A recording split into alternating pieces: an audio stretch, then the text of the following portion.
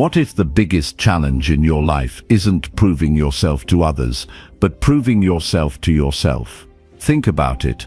How often do you hold back, doubt your potential, or let fear stop you from going after what you really want? It's easy to compare yourself to others, to seek validation, or to feel like you're not enough. But the real battle isn't out there, it's inside you. This isn't about seeking approval. It's about pushing yourself to grow, to improve, to become stronger, physically, mentally, and emotionally. It's about setting your own standards and rising to meet them. The only competition that truly matters is the one between who you are today and who you could be. So are you ready to challenge yourself? To step up, take control, and become the best version of yourself? Because in the end, the only person you need to impress is you. Chapter 1. Start your day with a structured morning routine. The world is quiet. The distractions haven't arrived yet. No one needs you. No one is asking anything from you. It's just you and the opportunity to set the tone for everything that follows. The way you begin your day speaks volumes about who you're becoming. When you start it with purpose and structure, you're not just going through motions, you're declaring to yourself that your life matters, your time matters, and how you show up matters. That's the foundation of self-respect.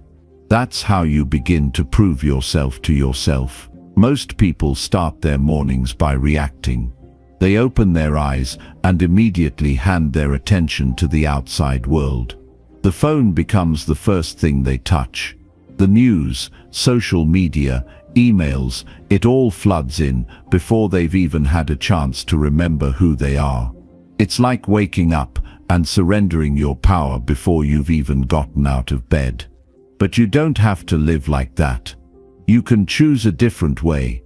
You can build a morning routine that gives you space, clarity, and strength before the world starts knocking. Waking up with intention is a personal revolution. It's a quiet rebellion against chaos. It's not about being perfect or having an aesthetic routine that looks good in pictures. It's about having a system that helps you align with your values, center your mind, strengthen your body, and prepare yourself to face whatever the day brings. Every part of a structured morning routine is a tool, a way to take ownership of your life and operate from a place of grounded clarity instead of scattered reaction. It all starts with how you choose to rise. There's power in the moment your eyes open. Most people don't realize it, but that's a moment of decision. You either get up or you retreat. You either move with purpose or delay for comfort. That's where the first small win of the day happens. And here's the truth. Small wins are not small. They build confidence. They create momentum. They remind you that you are not at the mercy of your moods or excuses. When you start your day by following through on what you said you'd do, something as simple as getting up on time, you're showing yourself that your word has weight. But getting up is just the beginning. What you do with that first hour determines the state of mind you bring into everything else. If you spend it in anxiety or rush, that energy stays with you. If you spend it in peace, discipline, and presence, you carry that with you instead. This is why structure matters. Structure isn't restriction, it's freedom. Freedom from the noise, freedom from indecision, freedom from the pull of distraction. With structure, you don't have to think about what to do next. You just show up and do it. And that reliability, that consistency, becomes a foundation you can build on. A morning routine isn't about cramming productivity into every second. It's about having a rhythm that aligns with your highest values. It's about creating a flow that helps you check in with yourself before the world checks in with you. That might look different for everyone, but the principles remain. Move your body, clear your mind, direct your thoughts, and prepare your heart. Not with pressure, with presence. Because when you slow down and make space for yourself, you remember what matters. Most people think of discipline as force, but true discipline is rooted in respect. It's choosing what's best for you, even when it's not easy. Especially when it's not easy. And your morning is the perfect training ground. It's where you show yourself that you can do hard things, that you don't have to negotiate with your excuses, and that you can create your own stability, even when life feels unpredictable. That's what self-trust is built on. Doing what you say you'll do, not just once, but every day. Especially when no one is watching. Especially when there's no reward. Because the reward is becoming someone you're proud of. A powerful morning doesn't need to be complicated. In fact, simplicity is your ally. A consistent wake-up time, a few minutes of silence, a short physical practice, a brief reflection, and a clear intention for the day, that's enough. It's not about how much you do. It's about how you do it. With attention, with commitment, with a desire to be in integrity with yourself. Because this is what proving yourself to yourself really means. Not performing for others, but living in alignment with your own values, even in the smallest moments. When you give yourself this kind of start, you begin to notice something interesting. You handle challenges better. You respond more thoughtfully. You stay more focused. You make better decisions. And most importantly, you begin to feel more in charge. Not in control of everything. That's impossible. But in charge of you. Your attitude. Your effort. Your energy. That's the kind of power that lasts. That's the kind of power no one can take from you. This shift doesn't happen overnight. You'll have mornings where you don't want to get up. You'll feel resistance. That's normal. That's human. But the goal isn't to never feel resistance. The goal is to act anyway. Because every time you follow through, you're carving out a new identity. One that says, I show up. I don't run from discomfort. I lead myself. That's not just a routine. That's a revolution of character. People often ask, but what if I miss a day? You will. Everyone does. That's not failure. That's feedback. The real question is, what do you do the next day? Do you spiral into guilt? Or do you come back with grace? Discipline isn't about never falling. It's about getting back up with determination and self-respect. That's part of proving yourself to yourself too. Learning to keep going when things don't go perfectly. Eventually your morning routine becomes more than a practice. It becomes a sacred promise to yourself. A way of saying, I matter enough to take care of me first. And that mindset ripples out into everything. You stop settling. You stop making excuses. You stop outsourcing your worth, because you've already shown yourself, day after day, that you can be trusted to rise, to lead, to take responsibility for your life. And you start to notice something else too. How different your energy feels compared to others.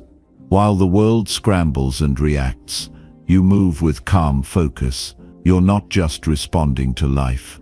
You're directing it. That doesn't mean chaos won't come. It will. But you'll be more rooted. You'll be the calm in the storm. You'll have the habits that hold you steady. This is not just about productivity or performance. This is about identity. Who you become when no one is watching. Who you are when things are quiet. Who you're training yourself to be when you rise each morning with discipline instead of delay, with structure instead of stress, with purpose instead of panic. There's dignity in that. There's power in that. And there's deep, unshakable confidence that grows when you stop outsourcing your life to chance and start taking ownership, one morning at a time. Imagine what would happen if you committed to just one consistent hour each morning. 1 hour that belongs to you.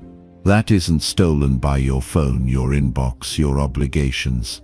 1 hour where you center yourself, breathe, move, and align. Do you think that hour would make your life worse? Or do you think it would change everything? This isn't theoretical. This is real. People change their lives all the time by starting here, by starting small, by starting again, by saying, today I'll begin differently. And when you do that enough times, you wake up one day and realize you've become the kind of person you used to admire. Not because of talent, not because of luck, but because you kept showing up. No one sees the discipline in your bedroom when it's still dark outside. No one cheers when you choose to meditate instead of scroll. No one applauds when you write your goals in silence. But that's where greatness begins. Not in applause, but in the quiet decisions you make when no one is watching. That's what this chapter is really about. Taking responsibility for your energy. Choosing to lead yourself before the world has a chance to influence you. Training your mind to be present. Strengthening your body to carry your life. Honoring your goals by preparing for them every single day. It's not glamorous.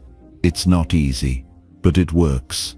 Over time, this small daily act of devotion to your own growth becomes a foundation. You become more focused, more grounded, more confident. You begin to trust yourself again, not because you're perfect, but because you're consistent.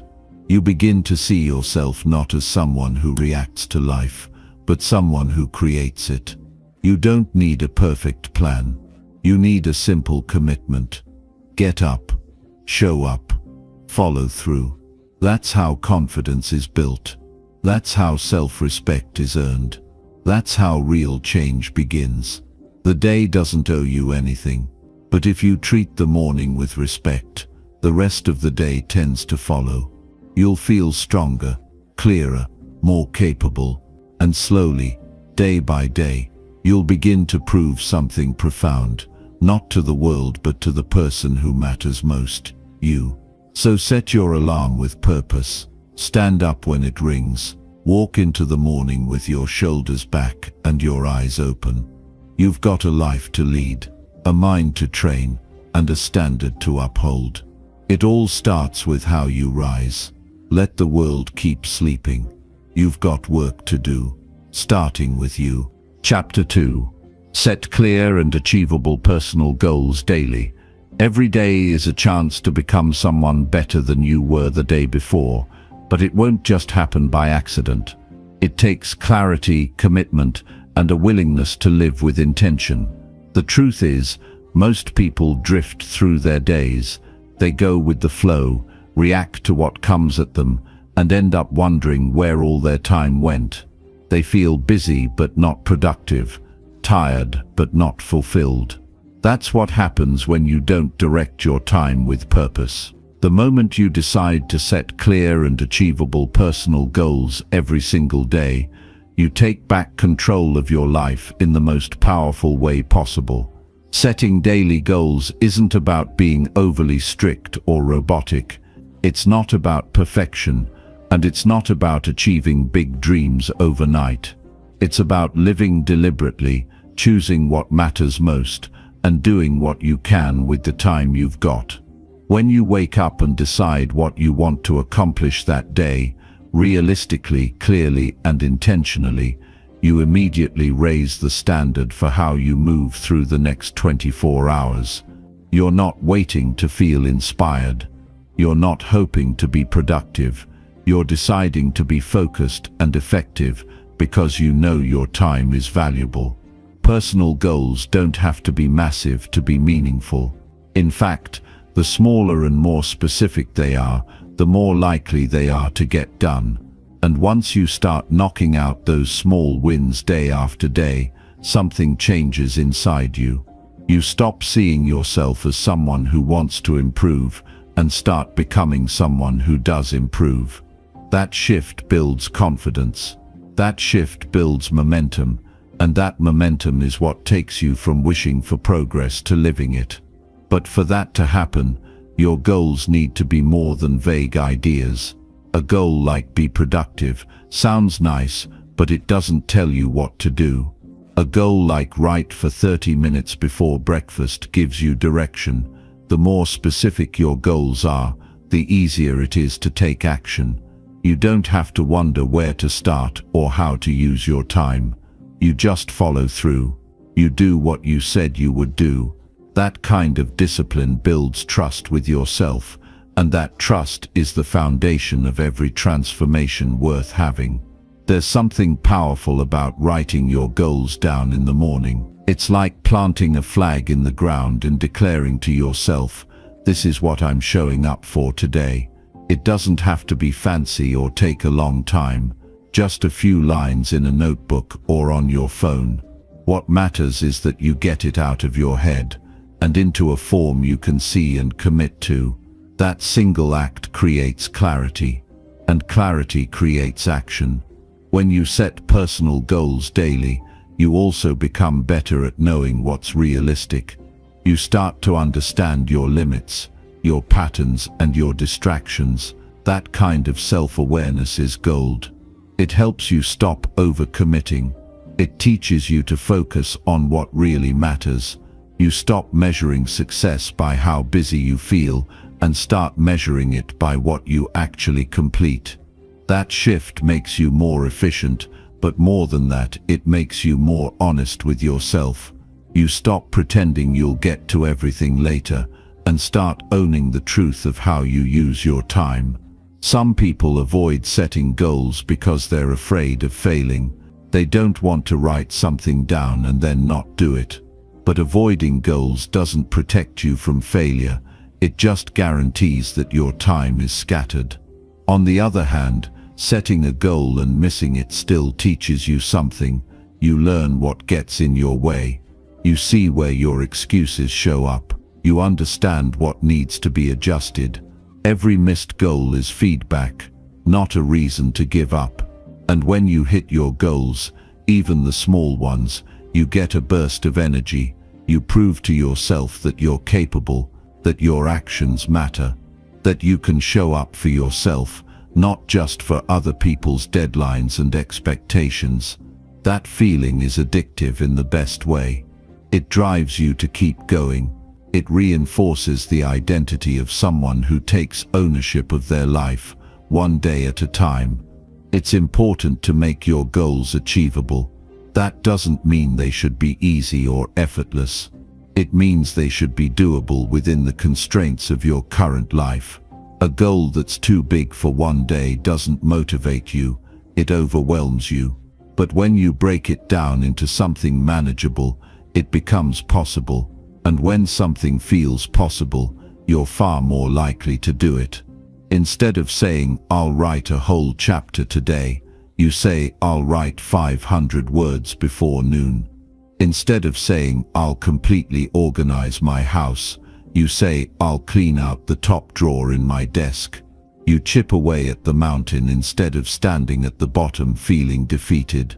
That's how progress is made. One honest step at a time. You don't need dozens of goals every day. In fact, less is often better.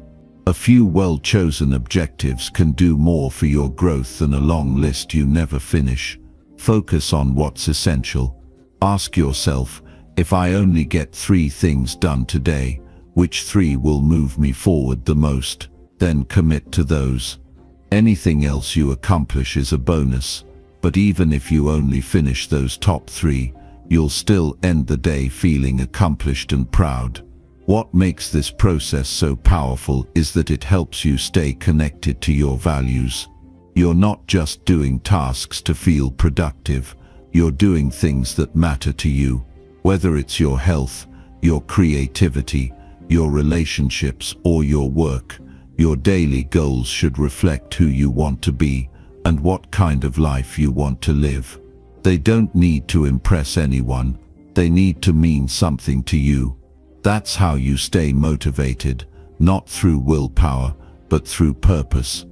You won't always feel motivated. That's normal. You're human. Some mornings you'll be tired, distracted, or discouraged. That's exactly why daily goal setting matters. It gives you direction when your emotions are off. It anchors you when your mind is scattered. It reminds you of who you are and what you said you'd do.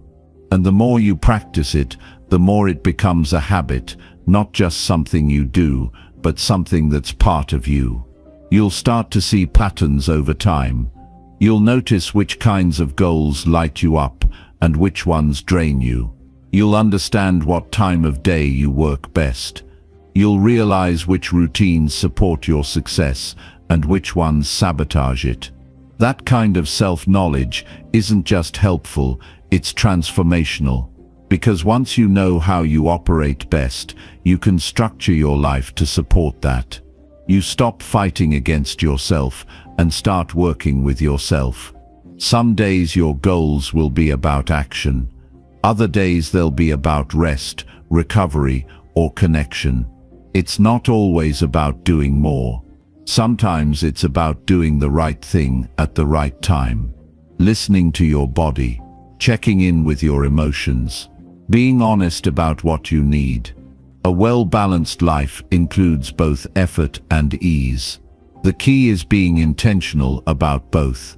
Daily personal goals also help you build resilience. When life gets hard, and it will, you'll have something to hold on to. Your goals become a stabilizer, a source of structure when everything else feels chaotic. You won't always have control over your circumstances, but you will always have control over your intentions. And that's a kind of freedom that can't be taken from you. Over time you'll realize that these daily goals are more than tasks. They're commitments. They're promises you make to yourself and keep. And each time you follow through, you reinforce your identity as someone who can be counted on. That matters. Because the relationship you have with yourself is the foundation for every other part of your life. If you don't trust yourself to follow through, nothing else works. But if you do, everything else gets stronger. This isn't about becoming obsessed with productivity. It's not about measuring your worth by how much you get done. It's about living your life on purpose, showing up with clarity, directing your time with intention, and choosing every day to do the things that make you proud, not because someone else is watching, but because you are. You don't need a perfect plan. You don't need fancy tools or apps. You just need a few minutes each morning, a pen, and the courage to ask yourself, what matters most to me today? Then you write it down. You commit. You act. That's it. Simple, but powerful. You might not see massive results right away. That's okay. That's not the point. The point is to build a system that helps you stay connected to what matters. The point is to train yourself to live with focus. The point is to prove to yourself over and over that you are capable of designing your day and your life with intention. When you do this consistently, things change. You stop drifting. You stop wasting time on things that don't matter. You stop letting fear or distraction lead the way. You start making progress that feels real. You start living in a way that feels honest. You start becoming the kind of person who doesn't wait for permission, who doesn't wait for the perfect moment, who simply decides to move forward, one day, one goal, one step at a time. That's how you prove yourself to yourself. Not by doing something once, but by doing it daily, quietly, consistently, with grit, with heart, with intention. That's how you build a life you're proud of. That's how you become someone you respect. That's how you change, by setting goals that matter and showing up to meet them every single day. Chapter 3. Practice mindfulness to stay present and focused. In the whirlwind of modern life, it's all too easy to find ourselves caught up in a relentless stream of thoughts, worries, and distractions. Our minds often oscillate between ruminating on past events and anticipating future scenarios, leaving little room for truly experiencing the present moment. This habitual pattern can lead to feelings of stress, anxiety, and a sense of disconnection from ourselves and the world around us. However, there exists a powerful antidote to this pervasive state of mind: the practice of mindfulness. Mindfulness is the art of paying deliberate attention to our present experiences with openness, curiosity, and without judgment. It's about fully engaging with whatever we're doing, feeling, or thinking right now, rather than being lost in regrets about the past or fears about the future. This practice, rooted in ancient contemplative traditions, has gained significant recognition in contemporary psychology and wellness circles for its profound impact on mental and physical well-being. The beauty of mindfulness lies in its simplicity and accessibility. It doesn't require any special equipment or a significant time commitment. Instead, it invites us to bring a quality of presence to our everyday activities, transforming ordinary moments into opportunities for awareness and connection. Whether it's savoring the taste of our morning coffee, feeling the sensation of water on our skin during a shower, or truly listening to a friend during a conversation, mindfulness allows us to experience life more vividly and authentically. One of the foundational practices of mindfulness is mindful breathing. Our breath serves as a constant anchor to the present moment, always available to us. By directing our attention to the natural rhythm of our inhalations and exhalations, we create a space where the mind can settle and become more focused. This simple act of observing the breath can have a calming effect on the nervous system, reducing stress and enhancing our ability to concentrate. Even taking a few conscious breaths during a hectic day can serve as a reset button, bringing us back to a state of equilibrium. Incorporating mindfulness into daily life can also involve engaging our senses more fully.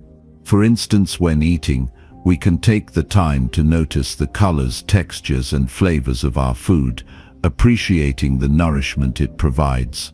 This practice, known as mindful eating, not only enhances our enjoyment of meals but also promotes healthier eating habits and digestion. Similarly, during routine activities like walking, we can pay attention to the sensation of our feet touching the ground, the movement of our muscles, and the sights and sounds around us. This kind of mindful walking transforms a mundane activity into a rich, grounding experience. Another effective way to cultivate mindfulness is through body scan exercises. This practice involves directing attention systematically through different parts of the body, observing any sensations that arise without trying to change them. It's a way of tuning into the body's signals, fostering a deeper connection between mind and body. Regular body scans can increase bodily awareness, help in identifying areas of tension, and promote relaxation. Mindfulness also extends to our interactions with others. Practicing mindful listening means giving our full attention to the person speaking, without interrupting or planning our response while they're talking. This not only improves the quality of our relationships, but also allows us to respond more thoughtfully and empathetically. In a world where distractions are rampant, offering someone our undivided attention is a profound gift. The benefits of mindfulness are well documented and far-reaching. Regular practice has been shown to reduce stress, enhance emotional regulation, improve focus and concentration, and even boost immune function. By training ourselves to be more present, we become less reactive to external stresses and more resilient in the face of challenges. Our minds become clearer, allowing us to make decisions with greater clarity and wisdom. Moreover, mindfulness fosters a greater appreciation for life. When we're truly present, we become more attuned to the beauty and richness of our experiences. The simple pleasures, A child's laughter, the warmth of the sun on our skin, the aroma of freshly baked bread become more vivid and fulfilling. This heightened awareness can lead to increased gratitude and overall life satisfaction. It's important to acknowledge that cultivating mindfulness is a gradual process. Our minds have been conditioned over years to wander, and bringing them back to the present moment requires patience and gentle persistence. There will be times when practicing mindfulness feels effortless, and other times when it feels challenging. The key is to approach the practice with kindness toward oneself, recognizing that each moment of awareness, no matter how fleeting, is a step toward greater presence. For those new to mindfulness, starting with short, regular sessions can be more effective than occasional longer ones. Even dedicating 5 minutes a day to mindful breathing or another simple practice can yield noticeable benefits over time. As the practice becomes more integrated into daily life, it can be extended and adapted to various activities and situations. Incorporating mindfulness into our lives doesn't mean we won't encounter stress or difficulties. However, it equips us with tools to navigate these challenges more skillfully. By staying present and focused, we're better able to respond to situations rather than react impulsively. We develop a greater sense of calm and clarity, enabling us to handle life's ups and downs with more grace and resilience. In essence, mindfulness is about reclaiming our lives from the autopilot mode that so many of us operate in. It's about waking up to the fullness of each moment and experiencing life directly, rather than through the fog of habitual thoughts and distractions. By practicing mindfulness, we open ourselves to a richer, more meaningful existence, grounded in the here and now. Chapter 4. Engage in physical exercise for overall health. If there's one thing that holds the power to completely shift how you feel, think, act, and even see the world, it's movement. Physical exercise is not just about muscles, weights, or calories. It's about showing up for yourself. It's about proving to your mind that your body matters, and to your body that your mind is fully present. Every drop of sweat, every elevated heartbeat, every stretch beyond what felt possible yesterday becomes a declaration, I'm here for me. You don't need to be an athlete, a fitness guru, or someone with a gym membership to benefit from daily movement. In fact, the simplest acts of motion, like walking up the stairs, stretching in your room, doing a few squats, or taking a brisk walk in the evening, can start to build momentum that changes your entire internal world. What matters more than how intense or flashy your workout looks is that you're consistent with it. You commit to moving your body because you know it makes your life better in more ways than most people realize. Our bodies were made to move. That's how we're built. The joints, the muscles, the skeletal structure, they're designed to bend, push, lift, twist, stretch, and run. When we deny the body the chance to do what it was made for, we begin to feel stuck, both physically and mentally. Over time, stiffness sets in, not just in our limbs but in our thoughts and our energy. We lose that sense of momentum that keeps life dynamic. But when you make movement a daily priority, your entire being shifts into a different gear. You stop dragging yourself through the day and start flowing through it with purpose. Exercise is not just about looking good or hitting a number on a scale. Those might be bonuses, sure, but they're never the core. The real value lies in the way it upgrades every other part of your life. It builds mental resilience. It gives you more energy to show up for your work, your relationships, and your goals. It sharpens your focus. It reduces anxiety. It helps you sleep better. It boosts your confidence, not because your body is changing, but because you're keeping promises to yourself, and that sense of self-trust starts to grow. A lot of people feel overwhelmed by the idea of working out regularly. They think they need a perfect routine, a specific time slot, or special equipment. But all you really need is the willingness to begin. Start where you are with what you have. If you can walk, start walking. If you can stretch, start stretching. If you have a floor and some space, you already have everything you need. Let go of the idea that movement has to look a certain way to count. What matters is that you're doing it.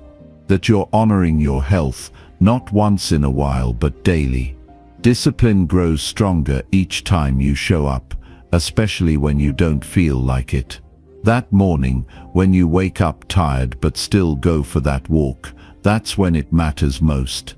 That afternoon, when your schedule is packed, but you carve out 10 minutes to move, that's where the shift happens. These small acts accumulate. Over time, they shape a new identity. You become someone who moves through life with energy, purpose, and self-respect. You stop waiting for motivation and start relying on commitment. Let's talk about the mental benefits, because they're often underestimated. Physical movement releases endorphins, those feel-good chemicals that lift your mood and lower stress. After a workout, things that once felt heavy start to feel manageable. Problems shrink. Perspective expands. You're more centered, more grounded. The fog in your head clears up. You don't need to rely on coffee or distractions or scrolling through your phone to feel better. Your body becomes your own pharmacy, your own therapy. And then there's the long game: health, longevity, strength. Regular movement protects your heart. It regulates your blood pressure. It strengthens your bones. It supports your immune system. It even improves memory and brain function. You don't just live longer, you live better. Your body works with you instead of against you. You have fewer aches and pains. You stay independent, strong, capable. As you age, the investments you make in your health today compound into years of vitality. That's the kind of wealth no money can buy. But beyond the science, here's the emotional truth. When you move your body, you reconnect with your power. You remind yourself that you're not a victim of your circumstances. You don't just sit and wait for life to improve. You go out and participate in your own becoming. Every time you finish a workout, even a short one, you leave with more strength than you had before, not just in your muscles, but in your mindset. That matters. That's growth. If you ever doubt whether it's worth it, think of the feeling after you move. The sense of clarity, the lightness in your step, the confidence in your chest, the shift in your energy. That's not a coincidence. That's your body thanking you. That's your mind resetting. That's your soul realigning with something deeper. Every movement is a reminder that you're alive, and more than that, that you're capable of shaping your life. What you do with your body shows up in everything else. You walk into rooms differently when you feel strong. You speak with more confidence. You recover from setbacks faster. You set higher standards for yourself because you've already proven you can show up for your health. Now you're ready to show up everywhere else. Exercise becomes a foundation. Not the only thing, but a crucial piece in the bigger picture of becoming someone who doesn't wait around for life to improve, but goes out and earns it every single day. There's something beautiful in sweating with intention, in pushing your limits gently but consistently, in knowing you're doing something hard and doing it anyway. That process reshapes more than your body. It reshapes your self-image. And when you see yourself as someone who is strong, reliable, and disciplined, you start to make better choices in other areas of your life. That identity carries into your work, your habits, your relationships. It's all connected. Movement is medicine, yes, but it's also a message you send to yourself that you matter, that your health matters, that your energy, your discipline, your future, it all matters. And you're not waiting for perfect conditions to get started. You're starting now with what you have, because that's what people who believe in themselves do. They act, they begin, they adjust along the way, but they don't delay the decision to take care of themselves. If you've fallen off track, don't beat yourself up, just begin again. There's no need to punish your body to get results. You don't need to suffer, you just need to show up. You can be kind to yourself and disciplined at the same time. That's real strength. That's maturity. That's the mindset of someone who's not chasing perfection, but building consistency. And remember this, you don't owe anyone a performance. You don't have to prove your fitness to the world. What you're doing is between you and you. It's about proving to yourself that you're worth the effort, that your body deserves care, that your energy is something you can shape. Don't compare your journey to anyone else's. Just keep moving forward. One workout, one stretch, one walk at a time. No matter where you start, you are capable of becoming someone who thrives physically, mentally, and emotionally. You don't need to make it perfect. You just need to make it real. Let movement become your daily ritual, your reset button, your gift to yourself. It won't just improve your health, it will transform the way you experience every single part of your life. Show up, move forward, and trust that every drop of sweat is building something stronger inside you. That's how you prove yourself to yourself. Through action, through movement, through choosing health every single day. Chapter 5. Read daily to expand knowledge and perspective. Books can change your life in ways that are hard to measure until you've made reading a part of your daily rhythm. There's something quietly transformative about sitting down with a book, turning its pages, and allowing someone else's thoughts, ideas, and wisdom to stretch your own.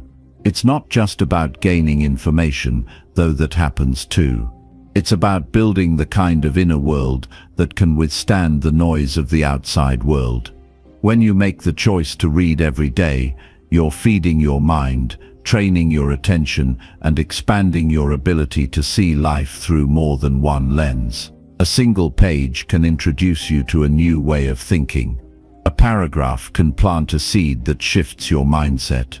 A sentence can stay with you for years, guiding your actions in difficult moments. Books are tools for self-leadership. They offer a conversation with minds you'll never meet and experiences you'll never live through. They make the world bigger without you ever having to leave your room. And in a world that constantly tries to speed you up, reading slows you down just enough to think clearly and live deliberately. Reading is one of the most honest forms of self-work because no one's watching.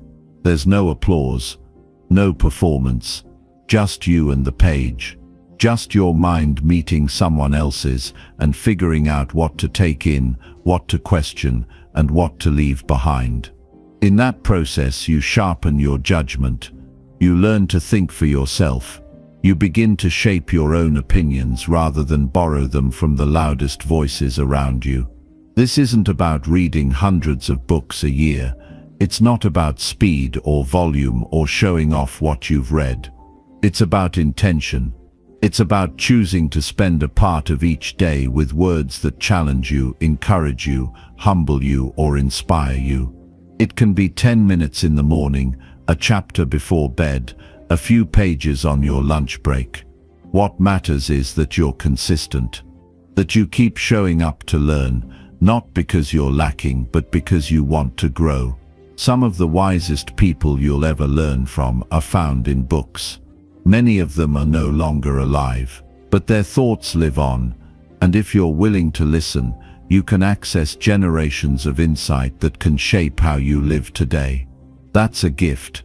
That's access to a kind of time travel that lets you gather lessons without having to go through the same mistakes yourself. A well-read person doesn't just know more, they see more, They feel more.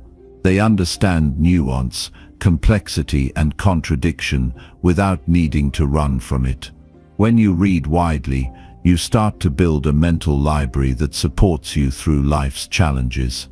That one line from a philosophy book might help you stay calm when everything around you is chaos.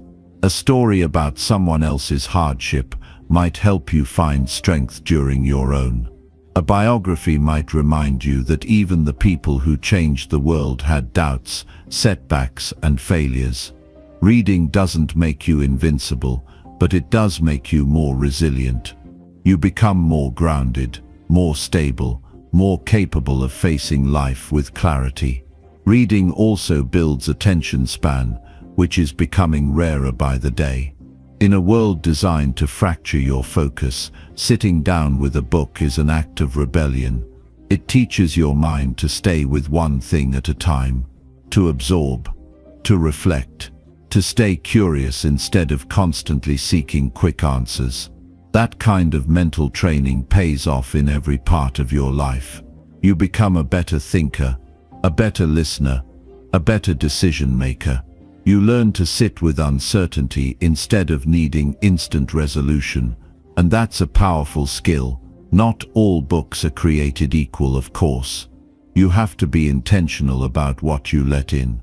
Just like you wouldn't eat junk food every meal and expect to feel strong and energized, you shouldn't consume mindless content all day and expect mental sharpness.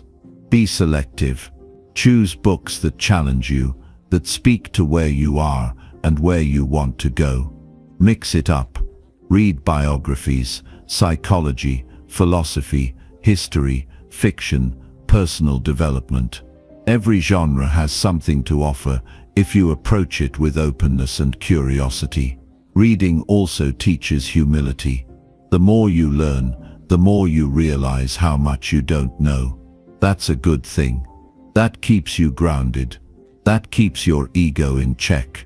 You become less reactive, less judgmental, more interested in understanding than in being right. You begin to value questions more than answers, because you start to see that real wisdom doesn't come from having everything figured out. It comes from staying teachable. Reading daily also helps you develop better self-awareness. As you encounter new ideas, you naturally begin to reflect on your own beliefs and habits. You ask yourself why you do what you do. You question old patterns. You update outdated assumptions. That kind of reflection is how growth happens. It's how you evolve without needing to be forced by life's hardest lessons. You become proactive about your development instead of reactive to your circumstances. When you commit to daily reading, you're not just learning new information, you're practicing discipline. You're saying to yourself, "My mind is worth investing in." That habit builds over time. It becomes part of your identity. You begin to see yourself as someone who values growth, someone who seeks out wisdom, someone who doesn't settle for surface-level thinking, but goes deeper. And that identity begins to reflect in your choices, your conversations, your goals. Think about how you feel after reading something that truly speaks to you. There's a sense of connection, of clarity, of motivation, maybe even peace. That feeling isn't an accident. It's your inner world aligning with something meaningful. That's what books can do. They reach you in quiet moments and remind you of what matters. They pull you out of distraction and back into purpose. They offer not just knowledge, but perspective. Perspective is everything. Two people can face the same situation and respond in completely different ways, not because of what's happening, but because of how they see it. Reading expands that vision. It shows you different ways to approach problems. It introduces you to lives unlike your own. It breaks the echo chamber of your thinking and helps you develop empathy. And that empathy isn't just for others, it's also for yourself. You start to see your own story with more compassion. you become less harsh, more patient, more understanding. The person you are today is shaped by the thoughts you think regularly. Reading changes those thoughts. It adds new ones. It challenges old ones. Over time, it rewires the way you approach life. Not in a dramatic overnight kind of way, but slowly, steadily, through exposure to better ideas. And the more consistently you read, the more those ideas start to become part of you. They're not just words on a page anymore. They show up in how you lead, how you communicate, how you respond to stress, how you plan your future. You don't have to read for hours every day to get the benefits. What matters is that you show up for it, that you make it a non-negotiable part of your routine. Even 15 minutes a day adds up. That's over 90 hours a year. Imagine what kind of wisdom, insight, and clarity you could gain with that kind of commitment. You don't need more time. You just need more intention. Replace 10 minutes of scrolling with 10 minutes of reading, and you've already won. If you want to grow, if you want to lead yourself better, if you want to keep expanding your potential, reading must become a habit, not just once in a while but daily. It's not just for students or scholars or writers. It's for anyone who wants to live a better, fuller, more intentional life. Your future self will thank you for every page you read today. Because reading is not just about information, it's about transformation. And that transformation starts one page at a time, one day at a time, with the quiet decision to keep learning. You don't need to rush. You don't need to impress anyone. You just need to commit. Start with one book, one chapter, one sentence. Let that lead to the next, and the next. Keep going. Keep showing up, because when you read daily, you grow daily. And when you grow daily, you create a life that's not just lived, but truly understood. That's how you prove yourself to yourself, by feeding your mind, expanding your view, and building a relationship with the written word that fuels everything else. Chapter 6. Prioritize tasks to manage time effectively. Time is the one thing you can't earn more of. You can work harder and earn more money. You can exercise and improve your health. You can invest in learning and grow your knowledge, but you will never be able to create more time. That fact alone should be enough to make us take time more seriously. And yet, most people waste it every single day without realizing what it's costing them, not just in opportunities, but in self-respect, fulfillment, and growth. When you're not in control of your time, you're not in control of your life. And if you want to prove yourself to yourself, mastering your time is non-negotiable. That starts with learning how to prioritize.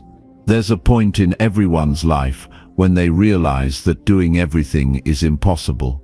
The to-do list never ends. No matter how fast you move, new tasks show up. But the problem isn't the size of the list. The problem is the mindset of trying to do everything without understanding what actually matters. What you focus on determines what gets done, and what gets done shapes the outcomes of your day, your week, your year, and your entire life. So the real question is, are you spending your time on the right things? Every day when you wake up, you're given a gift. Not just the gift of being alive, but the opportunity to direct your energy somewhere specific. That energy can go to distractions, or it can go to purpose. It can go to drama, or it can go to growth. It can go to passive scrolling, or it can go to active building. You choose where it goes. And that choice starts with identifying what is worth doing and what is not. Prioritizing is not about being busy. Busy people are everywhere. In fact, some of the busiest people are the least productive. They move constantly, jump from task to task, chase every notification, attend every meeting, say yes to every request, and at the end of the day, they feel exhausted but unaccomplished. That's not success. That's mismanagement. The key to effective prioritization is clarity. When you know what matters most, you can confidently ignore what doesn't. You can shut down the noise and direct your limited energy toward high-value actions that actually move your life forward. Most people never stop to ask themselves what's truly important. They don't define their priorities, they just react to whatever seems urgent.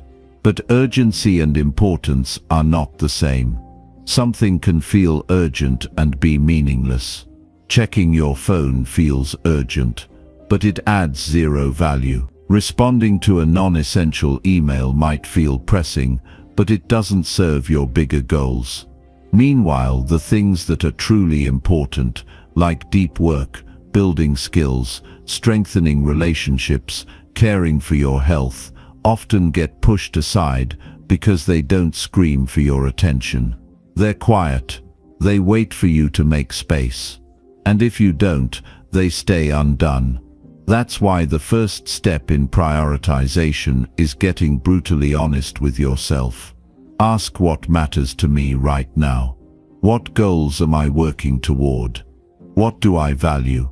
What kind of person am I trying to become? When you answer those questions with full honesty, you create a framework. That framework gives you the ability to judge each task you're facing. If something helps you move toward your vision of your best self, it gets your time. If it doesn't, it doesn't.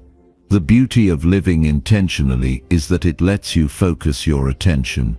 Attention is a superpower in a distracted world. When you can lock in on what matters and ignore what doesn't, you gain momentum. You complete tasks faster. You feel more accomplished. You start finishing instead of just starting. And that creates a new kind of confidence, the confidence that comes from knowing you're doing the right things for the right reasons. But knowing what matters isn't enough. You have to create a system for acting on that knowledge. That's where daily prioritization comes in. Every morning, before you start reacting to the world, take a few moments to think. Don't rush into work. Don't grab your phone. Sit down and ask yourself, what are the 3 most important things I need to do today to move closer to the life I want? Write them down. That act alone brings clarity. Suddenly your mind knows what direction to go. You're not trying to do everything. You're trying to do the essentials. And here's something powerful. When you do the essentials, the non-essentials often fade away. You don't have to answer every message. You don't have to say yes to every invite. You don't have to fill every gap in your day with noise. When your main priorities are handled, you feel peace. That peace is where your energy multiplies. Now let's be real. Distractions aren't going anywhere. The world is not going to slow down to support your growth. It's designed to pull your attention in 1,000 directions. You're going to get interrupted. You're going to feel tempted to switch tasks. You're going to want to chase short-term comfort. That's normal. But discipline comes from doing what needs to be done, even when it's not convenient. And prioritization is a discipline. It's a daily decision to cut through the noise and act on what's essential, not just what's easy. That means protecting your time like your life depends on it, because in a way it does. Your life is just a collection of days, and each day is a collection of decisions. If you waste enough days, you waste your life. That sounds harsh, but it's true. Nobody drifts into greatness. Nobody randomly becomes fulfilled. Growth is always the result of deliberate action, and deliberate action only happens when you choose what matters most and give it your full attention. Part of prioritization also means being okay with leaving things undone. You have to be able to say, I didn't do everything, but I did the right things. That's what creates real progress. You don't need 24 hours of hyper-efficiency. You need a few hours of focused, intentional effort on the highest impact tasks. That alone can change everything. One of the most empowering shifts you can make is going from saying, "I don't have time," to saying, "That's not a priority for me." That one sentence reveals your values. If you say you want to get in shape but never make time for the gym, it's not a time issue, it's a priority issue. If you say you want to write a book but spend every night watching TV, you're choosing comfort over growth. That level of honesty hurts at first, but it's also what sets you free. Because once you accept that your time reflects your values, you can change your life by changing what you prioritize. Another piece that people often miss is the emotional cost of poor prioritization. When you constantly chase low-value tasks, you feel busy but not proud. You feel tired but not fulfilled. That creates a lingering sense of frustration, like you're doing a lot but getting nowhere. It creates anxiety. It leads to burnout, and over time it erodes your belief in your ability to follow through. But when you start the day by handling the most important task, you flip that feeling. You build trust with yourself. You become someone who follows through. That trust is priceless. It creates a foundation for everything else. You'll also notice that when you consistently prioritize well, your confidence increases. Not because you're doing more, but because you're doing what matters. That kind of self-respect can't be faked. It's earned through action. You look in the mirror and you know, "I did what I said I would do." That's the kind of quiet power that can't be shaken. And let's not forget, prioritization isn't about being perfect. Life is unpredictable. Things will go off track. You'll get sick. Emergencies will happen. People will let you down. You will let yourself down. But if you've built the habit of daily prioritization, you'll always have an anchor. You'll be able to recenter faster. You won't get lost in the chaos. You'll know how to come back to what matters, because you've practiced doing it every day. There's also something deeply satisfying about doing the hard things first. When you face the uncomfortable task head-on instead of avoiding it, you gain energy. It's counterintuitive, but real. Avoidance drains you. Action energizes you. So when you build the habit of starting with what's most important, even when it's hard, you strengthen your ability to handle life. You become more resilient, more focused, more effective, and that spills into every area of your life. You'll find your relationships improve because you're not constantly overwhelmed. You'll make progress on long-term goals because you're not stuck in endless loops of busyness. You'll feel more present because your mind isn't scattered across a dozen unimportant tasks. All of that starts with a simple but powerful habit, prioritizing your time every single day. So if you're serious about becoming the best version of yourself, make this your commitment. Each morning, before the world tries to decide your day for you, decide it for yourself. Ask what matters. Write it down. Do the hard thing first. Protect your time. Ignore the noise. Focus on progress, not perfection. And when the day ends, reflect not on how much you did, but on whether you did the right things. This is how you earn your own respect. This is how you build real momentum. This is how you prove yourself to yourself, one intentional day at a time. Chapter 7. Maintain a balanced diet for optimal energy. The way you eat directly shapes the way you think, feel, and move through the world. Most people never stop to notice it. They wake up tired, reach for coffee or sugar to boost themselves into motion, then wonder why they crash midday. They get used to foggy thoughts, low moods, and poor focus, and they never think to trace it back to their food. but your body is not some separate machine from your mind. What you put into it determines your ability to focus, to show up with energy, to pursue your goals with clarity and consistency. If you want to prove yourself to yourself, the very first step is fueling yourself properly. This isn't about diets or restriction or chasing a perfect physique. It's about treating your body with the respect it deserves so you can perform at your best, physically, mentally, and emotionally.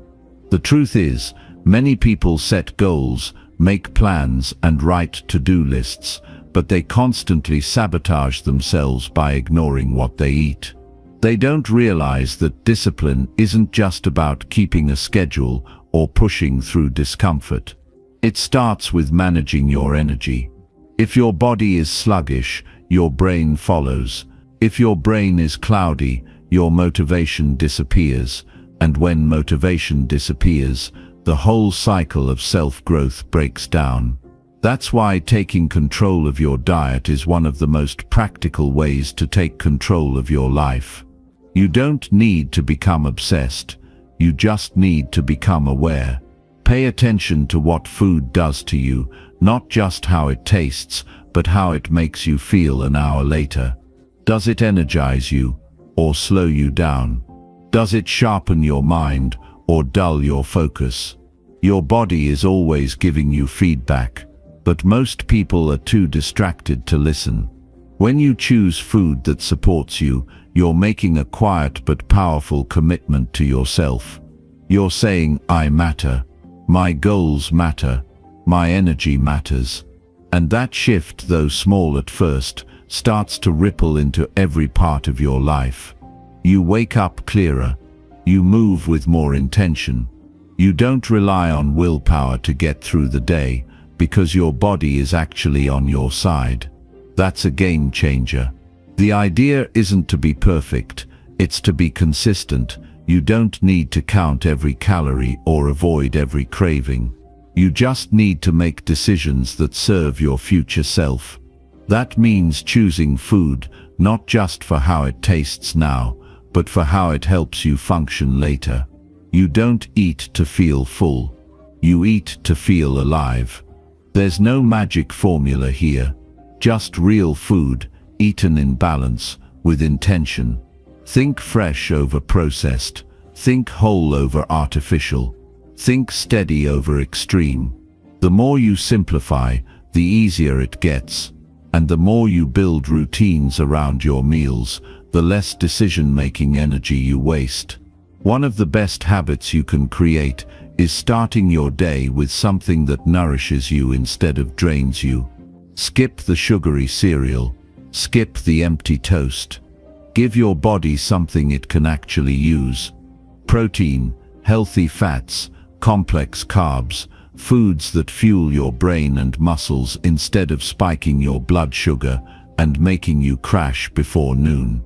When you start your day like this, everything changes. You become more stable emotionally. You become more alert mentally. You start to realize that food isn't a reward or a crutch, it's your fuel. And when you treat it that way, your whole relationship with yourself improves. So much of self-respect comes from the small choices we make in private. No one's watching what you eat in the morning. No one's applauding you for skipping soda or choosing water. But you feel the difference. And over time, those little moments build trust with yourself. You start to rely on your own discipline. You no longer need motivation to stay consistent, because consistency becomes part of who you are. You no longer struggle with energy because your habits are built to support you. That's the real value of a balanced diet. It's not about looking a certain way. It's about living a certain way, with strength, stability, and self-control. When your body feels strong, your mind follows. You think clearer. You make better decisions. You stop reacting emotionally to everything because you're no longer running on low energy and scattered thoughts. And that inner steadiness helps you show up in life with a different kind of presence. People feel it. You feel it. You move differently when your system is well fed and functioning at its best. That's why eating well is not just a health decision, it's a mindset decision. It's one of the most foundational forms of self-mastery, because it's hard. It takes awareness. It takes effort. It requires you to say no to short-term pleasure in service of long-term strength. And that right there is the essence of discipline. You don't get stronger by chance. You get stronger by habits. You get stronger by showing up for yourself in the boring, unglamorous daily decisions that no one else sees. And what you eat is one of those decisions. Every meal is a chance to either fuel your focus or feed your fatigue. It's your call. And that level of control, when you really take it seriously, becomes deeply empowering. You no longer feel like a victim of your energy. You don't blame your lack of motivation. You don't wish you felt better. You make yourself feel better. That's ownership. That's maturity. That's self-leadership in the most practical form. Of course, you'll have moments where you slip. That's human. You'll have cravings, stress, busy days where planning falls apart. But the goal isn't perfection, it's progress. It's building enough structure and intention around your diet that those moments become the exception, not the rule. One bad meal doesn't undo your discipline. One off day doesn't define you. What matters is that you return to the pattern you've created. And that pattern, eating in a way that supports your highest self, is what turns your potential into real daily strength. You don't need to obsess over the details. You just need to care about the direction. Are you building yourself or breaking yourself down? Are you eating like someone who respects their purpose or someone who is constantly escaping it? Food is personal. It connects to your culture, your upbringing, your emotions, and changing your relationship with food is not always easy. But it is worth it. Because once you take responsibility for what you put in your body, you start taking responsibility for everything else. You become more intentional about your time. You become more thoughtful with your focus. You take yourself more seriously. And from there, your whole identity starts to shift. You no longer settle for foggy thinking or drained afternoons. You start expecting more from your body because you're giving it what it needs. And that loop of self-respect grows stronger every single day. If you've struggled with energy, motivation, or discipline, start with your meals. Track how you feel after you eat. Notice what gives you clarity and what makes you sluggish. Begin to replace mindless eating with mindful fueling. It doesn't need to be fancy. It just needs to be consistent. Create a plan that works for your lifestyle and stick to it. Prepare meals in advance when you can. Keep healthy options visible and easy. Limit temptations by not keeping them around. Make the better choice the easiest choice. And when you mess up, don't spiral. Just get back to what you've committed to. That's what it means to live in alignment. That's what it means to prove yourself to yourself. Your energy is everything. You can't build dreams, fight through resistance, or become the person you want to be without energy. So take care of it, protect it, feed it. Not just with sleep or rest or motivation, but with real food that supports real action. This is the foundation, and once you get this right, everything else becomes easier. Not effortless, but easier. Because now you're not fighting against yourself. You're building from within. Your life is shaped by how you show up every day. And how you show up depends on how you fuel yourself. That's the bottom line. If you want to rise above average, if you want to live with purpose and power and discipline, then start by giving your body what it actually needs to thrive. Prove to yourself that you're worth the effort, that you won't settle for low energy, that you care enough about your purpose to eat in a way that supports it. That's not just self-improvement, that's self-respect. And that's where true transformation begins. Chapter 8. Reflect on daily experiences to learn and grow. Reflection is a tool that many people overlook. It's easy to get caught up in the rush of the day, moving from one task to the next, without ever stopping to check in with yourself. We're always on the go, always in motion, always trying to accomplish something.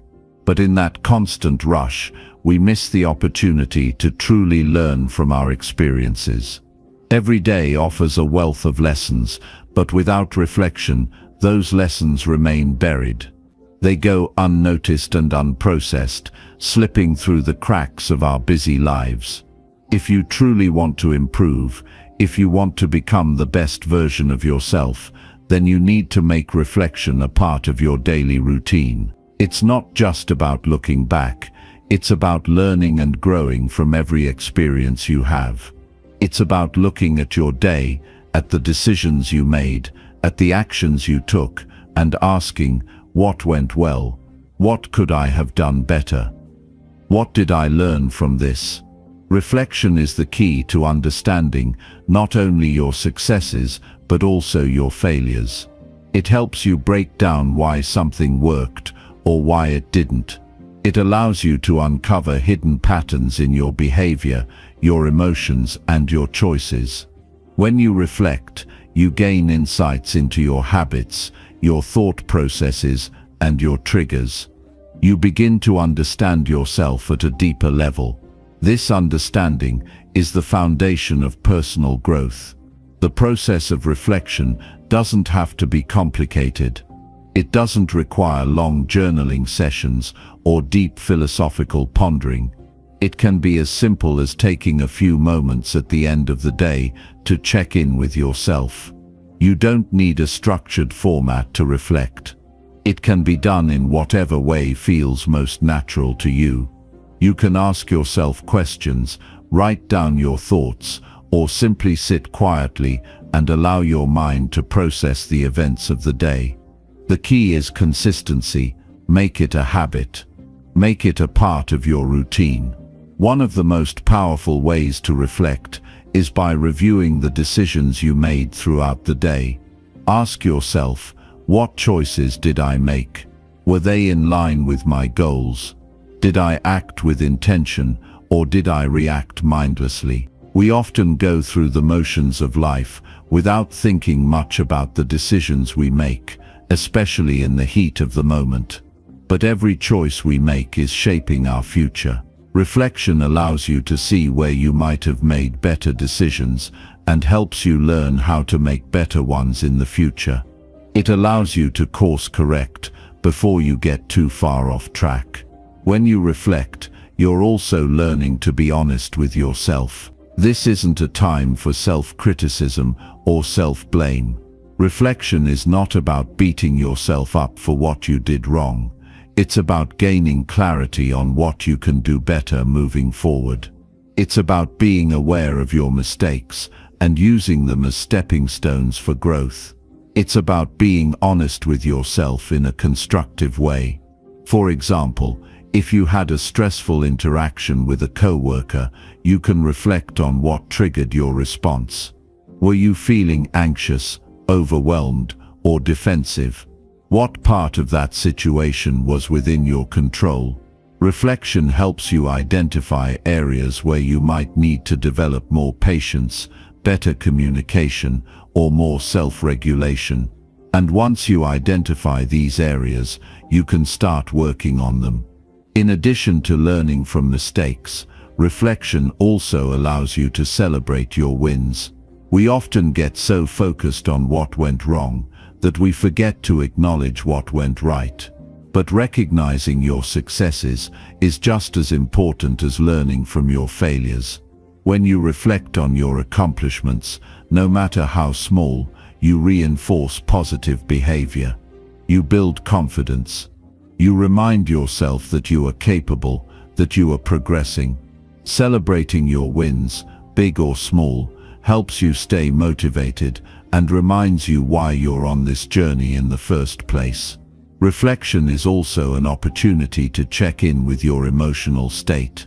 How did you feel throughout the day? Were there moments when you felt frustrated, anxious, or overwhelmed? Understanding your emotional responses is a crucial part of personal growth. Often our emotions can drive our behavior without us even realizing it. By reflecting on your emotions, you can begin to see patterns and triggers. Maybe you tend to feel overwhelmed when you're asked to take on too many tasks at once. Or perhaps you get anxious in social situations or when you're under pressure. By identifying these emotional patterns, you can take steps to address them. You can develop coping strategies, build emotional resilience, and ultimately respond more effectively to life's challenges. Another aspect of reflection is the ability to evaluate your progress. Growth doesn't happen overnight. It's a slow, steady process. But without taking the time to reflect, it's easy to miss how far you've come. Reflection helps you track your progress and see how your daily actions are adding up over time. Maybe you've been consistently sticking to your morning routine for a month, or you've made a commitment to exercise every day. By reflecting on these actions, you can see the cumulative effect of your efforts. This not only motivates you to keep going, but also reinforces the importance of small, consistent actions.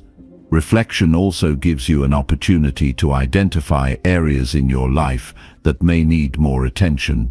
Are there areas where you're struggling? Are there habits you've been trying to break but keep falling back into?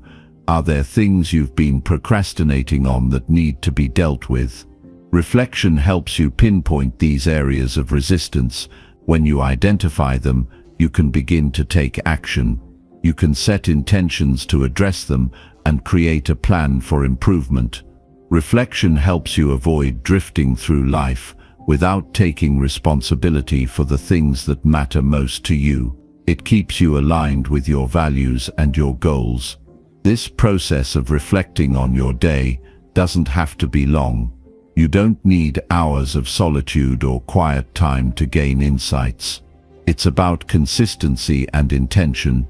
If you take even 5 minutes at the end of the day to check in with yourself, you'll start noticing patterns and insights that you would have missed otherwise. Over time, these small reflections will accumulate and provide a clearer picture of who you are, where you're going, and how you're getting there. You may also find that reflecting on your day improves your ability to stay present in the moment. When you take the time to review your experiences, you're developing the skill of mindfulness. You're learning to pay attention to the present moment, to notice how you feel, how you react, and what you need. Mindfulness in reflection doesn't mean analyzing every single detail. It means noticing what stands out, what lessons can be drawn, and what areas need your focus. When you start practicing this regularly, it becomes easier to stay present throughout your day. You become more aware of your thoughts and feelings in real time, which allows you to respond more consciously rather than react impulsively. In a world that's constantly moving, it's easy to forget that you can choose how you respond. Reflection helps you regain that power. By pausing and looking back at your day, you gain a sense of perspective. You stop getting swept up in the chaos and start taking back control. You stop letting life happen to you and begin making choices with intention. Reflection is an act of self-care. It's a gift you give yourself to pause, to breathe, to learn, and to grow. It's about taking ownership of your experiences, understanding them, and using them to become the best version of yourself. When you make reflection a habit, it transforms the way you live. It becomes a tool that sharpens your focus, deepens your understanding, and accelerates your growth. It's one of the most powerful tools you have for improving your life. And the best part is, it's available to you every single day. You don't need anything special to reflect. All you need is a willingness to look at your experiences honestly and to learn from them. This simple practice will make you more aware, more resilient, and more empowered to move toward the life you want to create. Reflecting on your daily experiences isn't just a habit, it's a way of life. One that leads you to continuous improvement, deeper self-understanding, and lasting transformation. Chapter 9. Limit distractions to enhance productivity. We live in a world that constantly competes for our attention. Everywhere we turn, something is trying to pull us away from what really matters. Whether it's our phones lighting up with endless notifications, the lure of social media promising a momentary escape, or the steady stream of emails demanding replies, the modern environment is filled with distractions. And while some of these interruptions seem harmless or even necessary, over time they chip away at our ability to focus. The cost of distraction is more than lost time. It's lost progress, lost potential, and lost control of your day. If you want to be more productive and truly take control of your life, one of the most important things you can do is learn how to limit distractions. You don't need superhuman discipline to be focused. What you need is intention. You need to become aware of the things that pull your mind away and start reclaiming your attention, moment by moment. Productivity isn't about doing more things, it's about doing the right things with full presence. Distractions steal your presence. They scatter your thoughts, break your momentum, and rob you of the satisfaction that comes from deep, focused work. If you've ever had a day where you worked for hours but still felt like you got nothing done, chances are distractions were the reason. Many people assume they're just not good at focusing, that maybe they weren't born with the ability to concentrate deeply. But that's not true. Focus is a skill, and like any skill, it can be trained. But it requires practice, and it starts with becoming conscious of your environment and your habits. Every time you let a distraction take your attention, you're reinforcing the habit of being unfocused. But the opposite is also true. Every time you resist a distraction, even for a few minutes, you're strengthening your ability to stay in control. One of the first steps to limiting distractions is to understand what your main distractions are. And for most people, the answer is obvious. Their phone. Your phone is probably the single most powerful source of interruption in your life. It's designed to grab your attention, to keep you coming back, to give you a quick hit of stimulation every time you're bored. And it works. But over time, it weakens your mental muscles. It makes it harder to sit still, to be with your thoughts, to do work that requires depth and patience. If you want to be productive, the phone needs boundaries. You don't have to get rid of it, but you do have to take control of it. Turn off non-essential notifications. Put it out of sight when you're working. Give yourself specific times to check it, and stick to them. The same goes for email. Email can feel productive. It can make you feel like you're getting things done. But the truth is, constantly checking your inbox can destroy your ability to focus.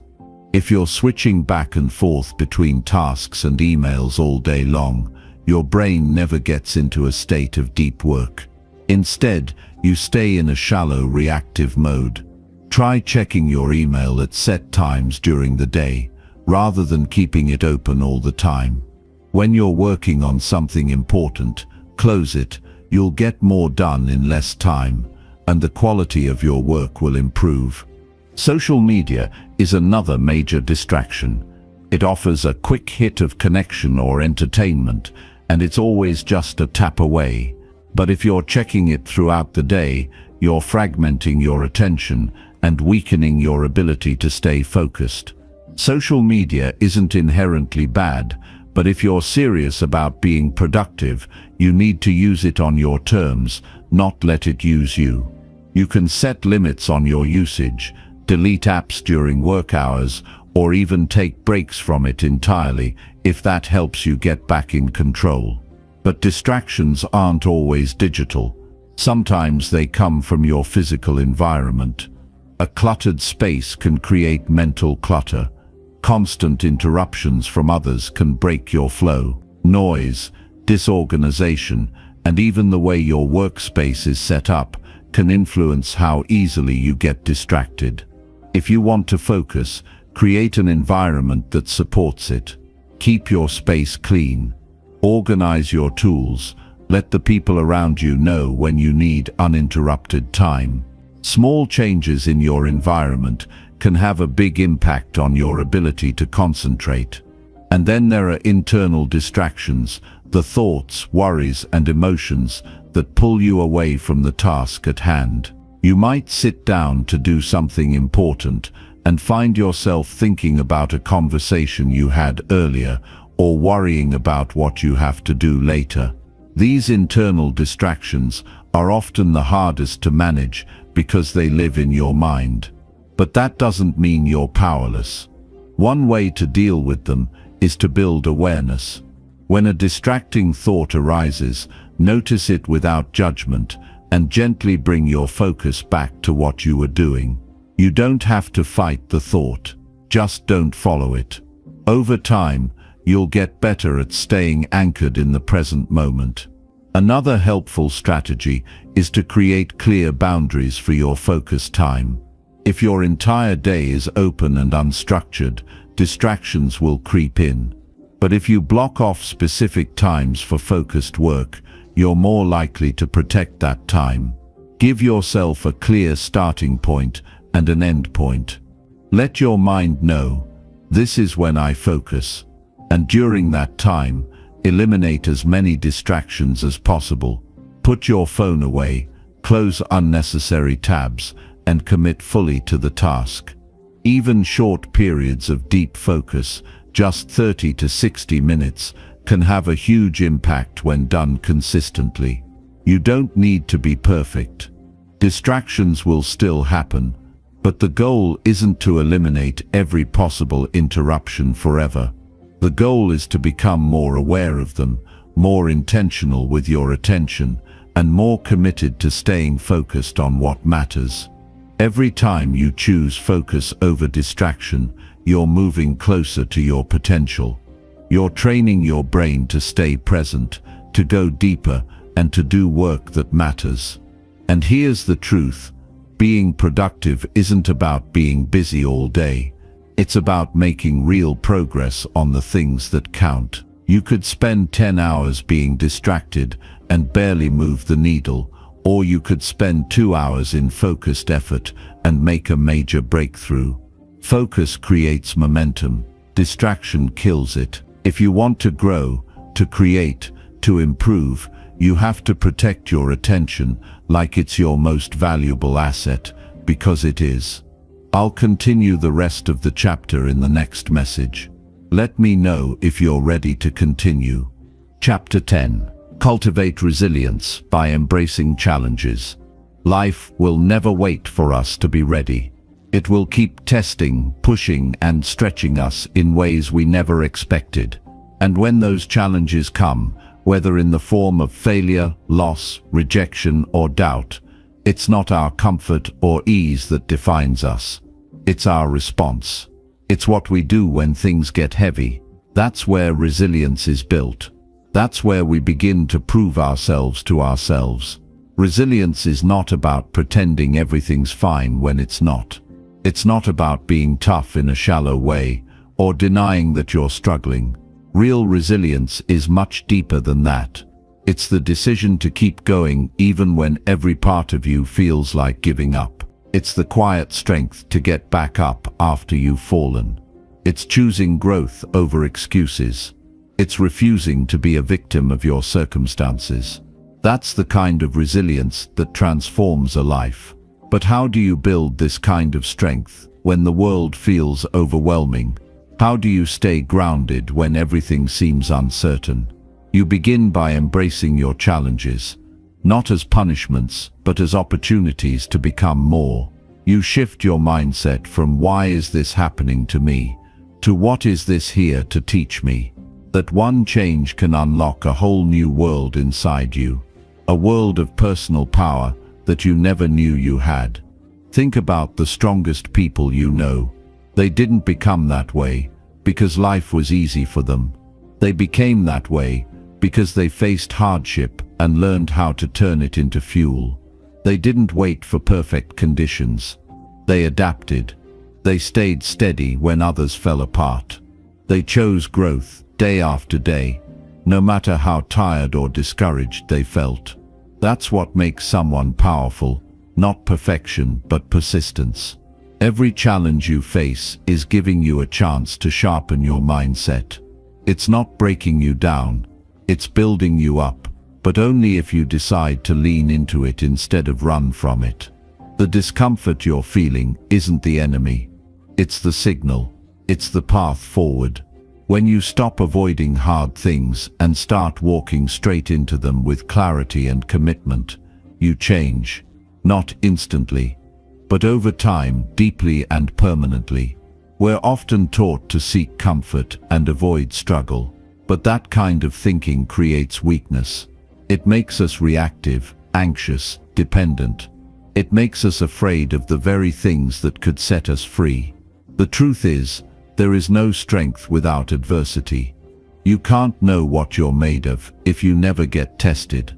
Resilience isn't found in the easy moments. It's earned in the trenches of life, when you keep showing up even when nothing seems to be going your way. So how do you start building that inner armor? First, by facing your reality honestly. Don't sugarcoat it. Don't hide from it. If something is hard, say it's hard. If you feel lost, admit it. There's no shame in being human. But once you name it, don't stop there. Ask yourself, what can I control here? And then take ownership of that. Action is the antidote to helplessness. Even small steps forward count, especially small steps, because they lead to momentum, and momentum changes everything. You have to stop waiting for motivation and start relying on discipline. Resilience isn't built when you feel like doing the work. It's built when you do the work anyway. When you get up early, even though you're exhausted. When you keep going, even though the progress is slow. When you stick to your standards, even when no one's watching. That's how self-respect is formed. That's how you start trusting yourself at a deeper level. You also need to stop comparing your journey to anyone else's. Everyone is dealing with their own internal battles. What you see on the surface never tells the whole story. Some people are good at hiding their struggles. Others are just in a different season of life. But none of that matters. What matters is that you're committed to your own growth. That you're waking up every day, ready to put in the work to become stronger, wiser, and more grounded than you were yesterday. And yes, some days you will fall short. You'll break down. You'll question yourself. That's okay. That's part of the process. No one gets it right all the time. But resilience means you don't stay down. You reset. You regroup. You recommit. You get back on your feet and move forward with even more clarity. Every time you do that, you become a little more unshakable, a little more unbreakable, a little more you. One of the most powerful things you can do is build routines that support your strength. When chaos hits, habits keep you grounded. They give you a structure to lean on when motivation fades. That's why things like exercise, journaling, meditation, cold showers, and digital boundaries matter so much. They're not just routines. They're tools that sharpen your resilience. They keep you connected to your values when life tries to knock you off course. You also need to talk to yourself like someone who matters. Pay attention to your inner dialogue. Are you tearing yourself down or lifting yourself up? Are you focused on what you lack or what you can do? Resilience starts in the mind. If you're constantly feeding yourself doubt, negativity and criticism, you're weakening your foundation. Speak to yourself with the same encouragement and belief that you'd offer to someone you love. You are not your thoughts. You are the one who chooses which thoughts to follow. There will be seasons where everything feels like it's falling apart, where the pressure is relentless and the answers aren't clear. But even in those moments, you have a choice. You can choose to give up, or you can choose to grow. Growth won't always feel good, but it will always be worth it. You're not here to play small or live in fear. You're here to rise, to overcome, to become the kind of person who looks back and says, I went through all of that and I'm still standing. You are stronger than you think. You are more capable than you know. The pain you're facing is not permanent. It's preparing you. It's shaping you. It's giving you the tools you'll need for the future you're building. Don't waste your suffering. Use it, channel it, turn it into wisdom, grit and clarity. Let every setback teach you something new about yourself. Let every hard day sharpen your self-discipline. Let every failure become a stepping stone to something greater. And don't forget, resilience doesn't mean doing it all alone. It's okay to ask for help. It's okay to lean on people.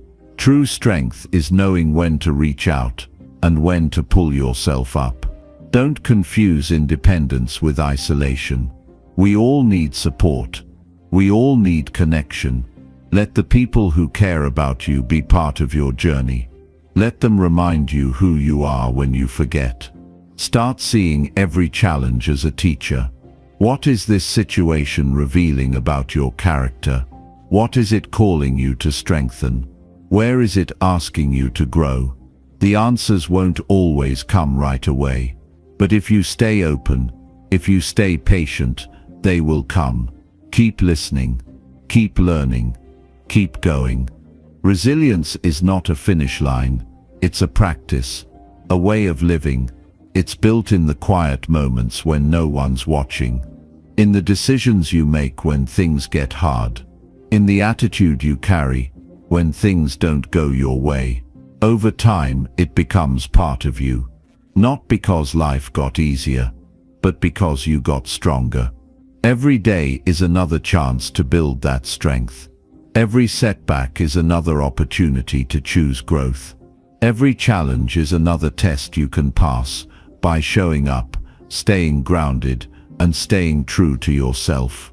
Prove yourself to yourself, not just in the good times, but especially in the tough ones. Because the way you handle the hard moments says everything about who you really are becoming. And if you can face the fire with courage, clarity, and self-respect, then there is nothing you cannot become. Chapter 11. Practice gratitude to foster a positive mindset.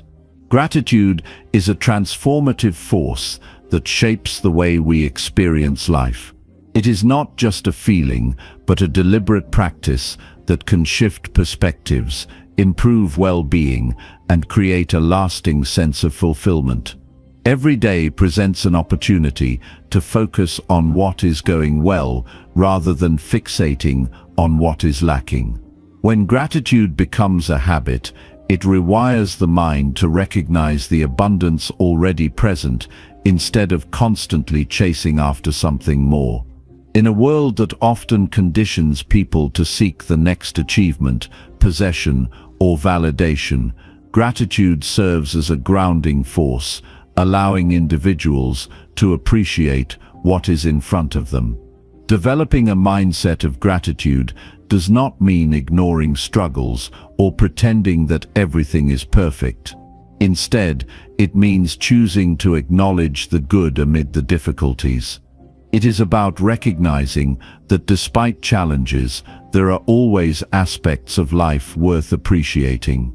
Whether it is the support of loved ones, the lessons learned from adversity, or the simple beauty found in everyday moments, Gratitude turns attention toward what is enriching rather than what is lacking. This shift in focus is powerful because it influences emotional well-being, mental resilience, and even physical health. One of the most effective ways to cultivate gratitude is by making it a daily practice. Setting aside time each day to reflect on specific things to be grateful for can train the mind to look for the positives, even in challenging situations. This can be done by keeping a gratitude journal where a few things are written down every day that brought joy, comfort, or a sense of accomplishment. This small but intentional action reinforces a habit of appreciation. Over time, it creates a more optimistic outlook, making it easier to navigate life's ups and downs with a sense of balance. Expressing gratitude to others is another way to strengthen a mindset of appreciation. Acknowledging the kindness, support, or presence of people in life fosters deeper connections and enhances relationships. Simple words of thanks, heartfelt messages, or acts of kindness can create a ripple effect, inspiring more positivity in interactions. When gratitude is outwardly expressed, it does not just uplift the recipient, but also strengthens the giver's own sense of appreciation. The act of recognizing and vocalizing appreciation deepens the emotional impact, reinforcing the habit of focusing on the good in people and experiences. Another essential aspect of fostering gratitude is learning to appreciate small, everyday moments. Many people wait for grand achievements or major life events to feel grateful, but true gratitude lies in noticing the ordinary yet meaningful experiences. The warmth of the sun, a deep conversation, a delicious meal, or even the ability to breathe and move freely are all sources of gratitude. When people learn to recognize these moments, they experience more joy and satisfaction in life. Instead of constantly striving for more, they begin to see that they already have so much to be thankful for. A grateful mindset also transforms the way challenges are perceived. Instead of seeing difficulties as purely negative experiences, gratitude allows for a broader perspective. Every setback, hardship, or failure carries a lesson, an opportunity for growth, or a hidden blessing. Those who practice gratitude regularly learn to reframe their struggles, asking themselves what can be learned from the experience rather than dwelling on frustration or disappointment. This mindset fosters resilience, making it easier to move forward with strength and wisdom. Gratitude also plays a significant role in reducing stress and anxiety. When the mind is consumed by worries about the future or regrets about the past, gratitude brings focus back to the present. It shifts attention to what is good in the moment, creating a sense of peace and contentment. Studies have shown that people who practice gratitude regularly experience lower levels of stress and depression. Their minds are trained to seek positivity, making it easier to handle difficulties with a sense of calm rather than panic. Another profound effect of gratitude is its ability to enhance overall life satisfaction. When people focus on what they have rather than what they lack, they naturally feel more fulfilled. Many individuals chase success, wealth, or external validation, believing these things will bring happiness. However, without gratitude, even the greatest achievements can feel empty. On the other hand, when people appreciate what they already have, they experience deeper joy and a sense of purpose. Gratitude shifts the focus from scarcity to abundance, creating a mindset that sees life as already full rather than constantly needing more. Gratitude is also a key ingredient in strengthening relationships. In both personal and professional settings, expressing appreciation fosters trust, respect, and a sense of connection. When people feel valued, they are more likely to reciprocate kindness and support. This creates a positive cycle where appreciation fuels stronger bonds and deeper relationships. In contrast, taking things or people for granted can lead to discontent and distance. By actively recognizing and acknowledging the contributions of others, relationships become more meaningful and fulfilling. The power of gratitude extends beyond emotions and mental well-being. It also impacts physical health. Studies have found that individuals who practice gratitude consistently tend to have better sleep, stronger immune systems, and lower blood pressure. The reason behind this lies in the connection between mind and body. When the mind is filled with appreciation and positivity, stress levels decrease, leading to better overall health. Grateful individuals are also more likely to engage in healthy behaviors, such as exercising, eating well, and maintaining good sleep habits. Practicing gratitude does not require grand gestures or complex rituals. It is about shifting focus, making a conscious effort to recognize the good in every situation. It is about replacing complaints with appreciation, looking for silver linings, and celebrating progress rather than fixating on what is missing. This practice does not mean ignoring problems, but rather approaching them with a perspective that acknowledges the good that exists alongside challenges. Developing a gratitude habit requires consistency. Just like any other skill, it takes time to become second nature. It helps to set daily reminders, whether through journaling, verbal expressions of thanks, or simply pausing to reflect on positive moments throughout the day. Over time, gratitude becomes a natural part of thinking patterns, effortlessly shaping a more optimistic and fulfilling life. When gratitude is deeply ingrained, it transforms not just individual lives, but also the way people interact with the world. It fosters kindness, generosity, and a sense of interconnectedness. It creates a ripple effect, spreading positivity beyond the self and into the lives of others. A grateful person is more likely to inspire and uplift those around them, creating an environment of encouragement and appreciation. Life will always present both blessings and challenges, but a gratitude-focused mindset ensures that even amid difficulties, there is something to hold on to. Instead of waiting for circumstances to be perfect, choosing gratitude allows individuals to find peace and joy in the present. This practice is not just about feeling good, it is about developing resilience, strengthening relationships, and cultivating a mindset that sees abundance in every moment. Gratitude is a powerful tool for shaping a fulfilling life, and when embraced fully, it becomes a way of living that continuously enhances personal growth and well-being. Chapter 12. Develop new skills through continuous learning. Every new skill you acquire broadens your opportunities, sharpens your mind, and builds your confidence. It enables you to adapt to changes, overcome challenges, and continuously evolve into a better version of yourself. No matter where you are in life, learning should never stop. The moment you stop growing, you start declining. Life is dynamic, and those who stay ahead are the ones who make learning a daily habit.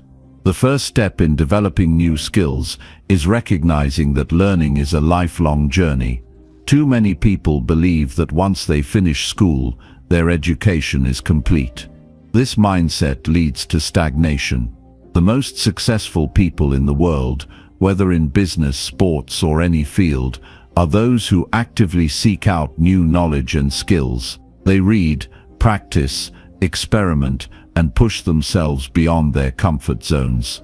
Learning is not just about gaining knowledge, it is about applying what you learn and using it to improve your life and the lives of others. To begin your journey of continuous learning, start by identifying the skills that will add the most value to your life. Ask yourself, what abilities will help me achieve my goals? What skills do I need to move forward in my career? What knowledge will improve my personal growth? Your learning should be purposeful and aligned with what you want to achieve. If you are looking to advance in your career, focus on skills that are in demand in your industry. If you want to become more independent, learn skills like financial management, communication, or problem solving. Once you have chosen a skill to develop, create a structured learning plan. Many people fail at learning new skills because they approach it randomly. They might read an article here or watch a video there, but without consistency, their progress is slow. To truly master a skill, you need a plan. Set a goal for what you want to achieve and break it down into small, manageable steps. If you want to learn a new language, set a goal to learn a certain number of words each day. If you are learning a technical skill, dedicate a specific amount of time each day to practice. The key is consistency. A little progress every day adds up to significant improvement over time. Learning is most effective when it is active. Simply consuming information is not enough. You need to apply what you learn. If you are learning to write, start writing every day.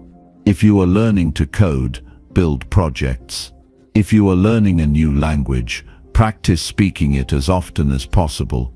Application reinforces knowledge and helps you retain what you have learned. Seek feedback from others and refine your skills based on what you learn from your mistakes. Growth happens when you push yourself to apply new knowledge in real-world situations. One of the most important aspects of continuous learning is having the right mindset. Many people believe they are either naturally good at something or they are not, and this belief holds them back. The truth is, skills are built through practice and effort. When you embrace a growth mindset, you understand that your abilities are not fixed. They can improve with dedication and persistence. If you struggle with something initially, that does not mean you are incapable, it just means you need more practice. Every expert was once a beginner. The difference between those who succeed and those who don't is persistence. Failure is a part of learning. Too many people give up on developing new skills because they experience setbacks. But failure is not a sign that you should quit. It is a sign that you are pushing yourself beyond your current limits, which is exactly where growth happens. When you make mistakes, learn from them. Instead of seeing failure as a roadblock, view it as a stepping stone to improvement. The people who master skills are the ones who keep going despite the challenges they face. Surrounding yourself with the right environment can accelerate your learning. If you want to develop new skills, immerse yourself in a community of learners. Find mentors who can guide you. Join groups where people share similar interests. When you engage with others who are on the same journey, you stay motivated and accountable. Learning is not meant to be a solo journey. When you connect with others, you gain new perspectives, learn from their experiences, and push yourself to improve. In today's world, access to learning has never been easier. You have an abundance of resources at your fingertips. Online courses, books, podcasts, tutorials, and communities provide endless opportunities to gain new knowledge. If you want to learn something, there is almost certainly a course or resource available to help you. Take advantage of these resources and make learning a priority.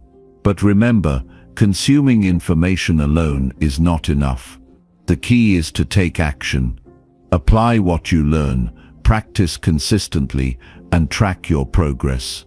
One of the best ways to reinforce your learning is by teaching others. When you explain a concept to someone else, you deepen your understanding. Teaching forces you to break down complex ideas into simple terms, which helps solidify your knowledge. If you are learning a new skill, find someone to share your knowledge with. Not only will you help others, but you will also strengthen your own expertise.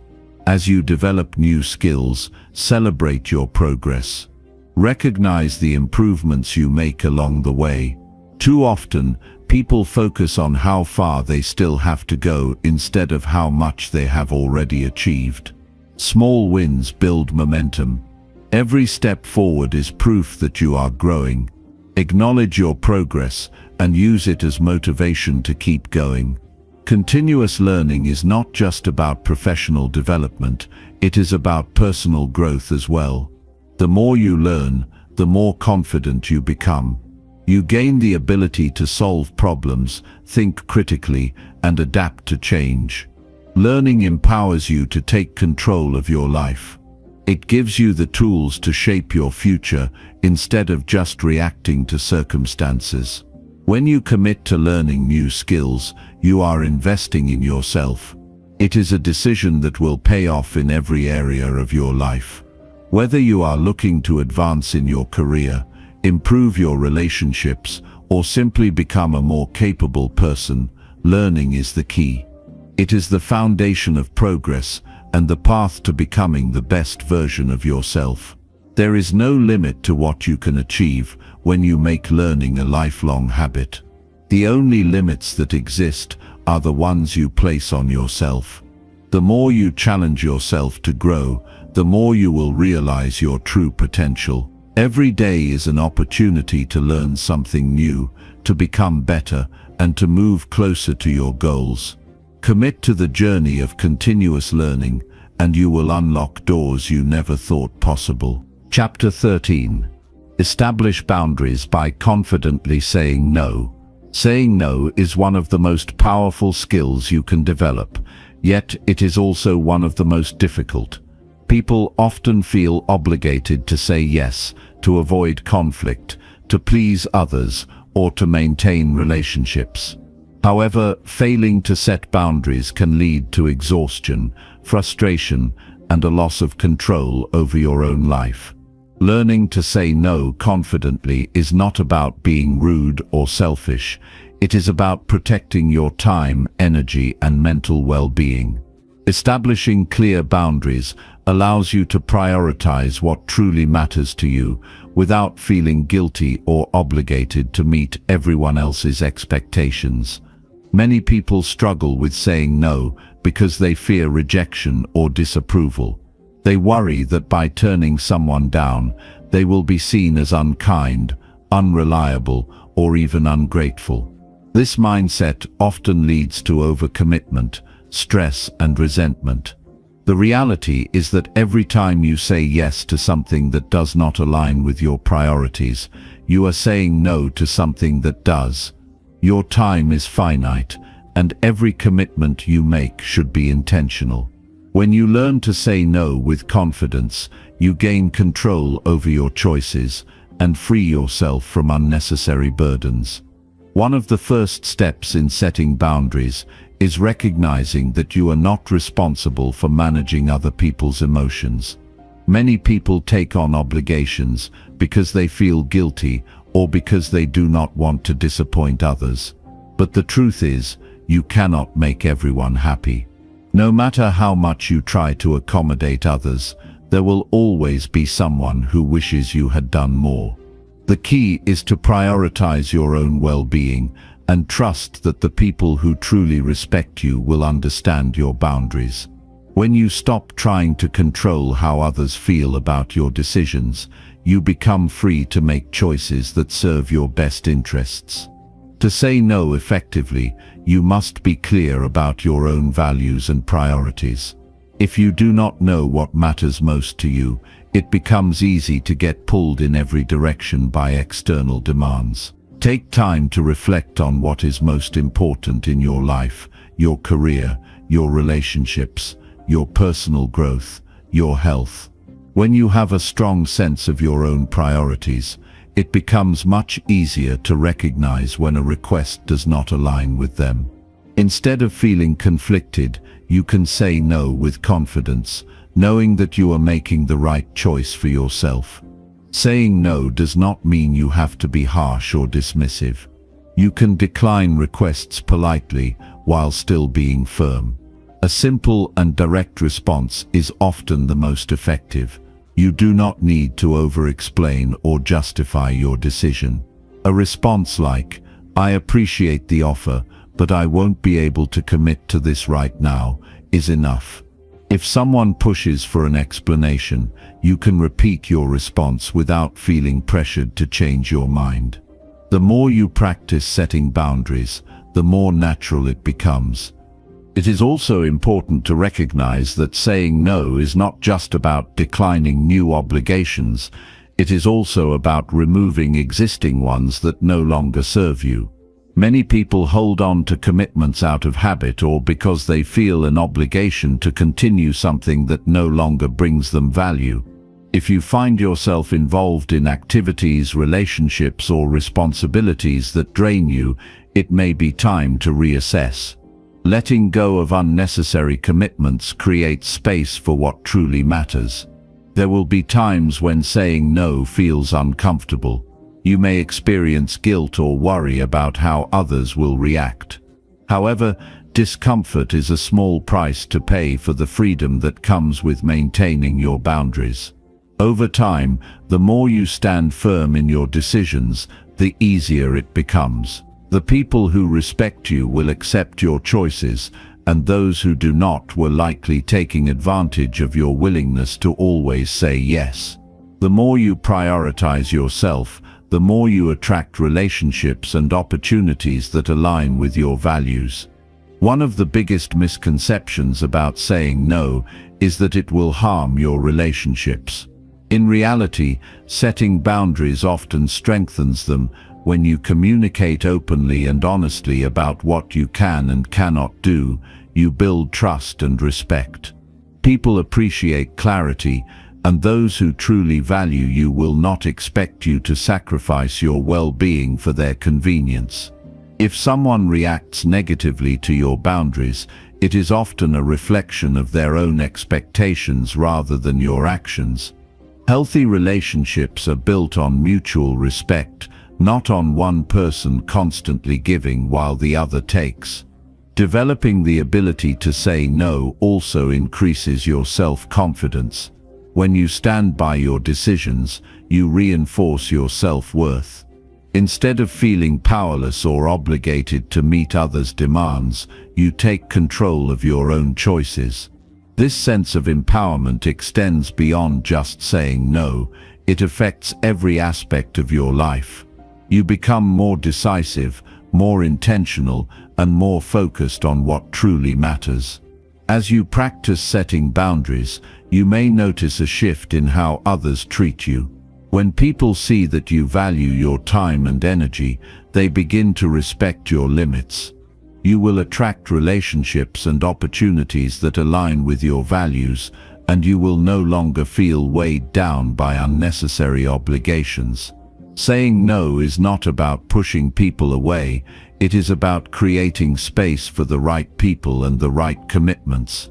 At its core, learning to say no is about self-respect. It is about valuing yourself enough to choose how you spend your time and energy. It is about recognizing that you are not obligated to meet everyone else's expectations at the expense of your own well-being. The ability to say no is a skill that takes practice, but once mastered, it becomes one of the most liberating and empowering tools in your life. Every time you say no to something that does not align with your goals, you are saying yes to yourself. You are choosing to prioritize what truly matters, to create balance, and to live with intention. The more you embrace this mindset, the more control you gain over your life. Setting boundaries is not about being selfish, it is about being responsible for your own happiness. When you take ownership of your choices, you open the door to a life that is not dictated by others' expectations, but shaped by your own vision. Chapter 14. Connect with others through screen-free conversations. In a world where screens dominate every aspect of life, the art of genuine human connection has become rare. Everywhere you go, people are absorbed in their devices, scrolling endlessly, checking notifications, and half listening to conversations while their eyes remain glued to their screens. The convenience of technology has made communication more accessible than ever, yet it has also distanced us from one another in ways we often fail to notice. Meaningful conversations, the kind that build trust, deepen relationships, and create lasting memories, cannot happen through a screen. They require presence, eye contact, and the ability to listen without distractions.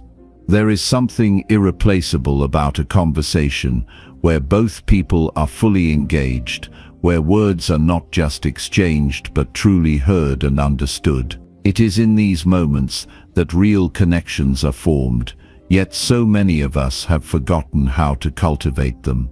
When was the last time you had a conversation where neither you nor the other person checked a phone, responded to a notification, or let a screen steal your attention? It is becoming increasingly rare for people to spend time together without the presence of technology. Even when we sit across from loved ones at dinner or spend time with friends, there is an underlying expectation that our devices will always be within reach. We have normalized interruptions. A phone buzzing in the middle of a deep conversation is no longer seen as rude. It is expected. The result: shallow interactions, half-hearted listening, and relationships that lack depth. The greatest moments in life are not captured through a screen. They are experienced in real time, in the presence of another person who is fully there with you. There is a difference between talking and truly connecting. Anyone can exchange words, but genuine conversation requires effort, attention, and a willingness to be present. It is about more than just speaking. It is about listening with the intent to understand, rather than just waiting for your turn to talk. It is about looking into someone's eyes, reading their expressions, and noticing the emotions behind their words. When you engage in screen-free conversations, you give the other person a rare gift: your undivided attention. In a world where distractions are constant, being fully present is one of the most valuable things you can offer someone. Deep connections are built in the moments where you are fully there, without the urge to check a screen or be somewhere else mentally. People remember how you make them feel more than the words you say. When you put your phone away, maintain eye contact, and actively listen, you create a space where others feel heard and valued. These moments do not just strengthen relationships, they create bonds that last. They turn casual acquaintances into close friends and deepen the trust in existing relationships. Technology allows us to communicate with more people than ever before, yet the quality of these interactions is often lacking. Relationships thrive on depth, and depth is only possible when both people are truly engaged. Many people have become so accustomed to digital communication that they struggle to engage in conversations without their devices. The constant stimulation of notifications, updates, and messages has rewired attention spans, making it difficult for people to focus for extended periods. This has led to a decline in patience, listening skills, and the ability to sit in silence without reaching for a distraction. Yet, when you choose to disconnect from screens and engage in real conversations, you begin to rediscover the beauty of human interaction. You notice the little details, the way someone's face lights up when they talk about something they love, the pauses in their speech that reveal hesitation or excitement, the unspoken emotions that words cannot capture. These subtleties get lost when conversations are interrupted by screens. Creating meaningful conversations without screens requires intentionality. It is easy to default to habits of checking a phone out of boredom or keeping it nearby just in case. But real connection happens when you make a conscious decision to be present. It starts with small actions: putting your phone away during meals, setting aside specific times to be screen-free, and prioritizing face-to-face conversations over digital ones whenever possible. The more you practice this, the more natural it becomes. Soon you will find yourself craving deeper conversations, ones that go beyond surface-level exchanges and lead to real understanding. One of the greatest benefits of screen-free conversations is the ability to truly know and be known by others. When you remove distractions, you give yourself the opportunity to be fully engaged, to ask thoughtful questions, and to listen without interruption. This fosters trust, strengthens relationships, and creates moments of genuine connection. People want to feel valued, and one of the most powerful ways to show someone they matter is to give them your full attention. In a world where distractions are everywhere, presence is a rare and meaningful gift. Beyond deepening relationships, engaging in screen-free conversations also has a profound impact on personal well-being. Constant digital engagement can lead to stress, anxiety, and a feeling of always being on. Stepping away from screens, even for a short time, allows your mind to rest and refocus. It brings a sense of calm, a break from the noise of notifications, and a reminder of what truly matters. When you immerse yourself in a conversation without the interference of a device, you experience a level of connection that is refreshing and fulfilling. It grounds you in the present moment and allows you to appreciate the richness of real-life interactions. Technology is not the enemy, it is a tool. When used mindfully, it can enhance communication and bring people together. However, when it replaces real interaction, it creates distance. The key is balance. There is a time for screens and a time for screen-free connection. Recognizing when to put devices aside and engage fully with those around you is one of the most valuable skills you can develop. It is a choice, one that requires effort, but yields incredible rewards. The more you prioritize real conversations, the more you will notice a shift in your relationships, your attention span, and your overall sense of connection to the world around you. Life is happening in front of you, not through a screen. The moments that will stay with you are not the ones captured in digital form, but the ones experienced in real time, in the presence of others. Choosing to engage in screen-free conversations is not just about improving communication, it is about reclaiming depth in relationships, strengthening human connection, and fully immersing yourself in the beauty of the present moment. The more you practice this, the more you will realize that the most meaningful interactions in life happen when you put the screen down and truly listen. Chapter 15. Use productivity tools to stay organized.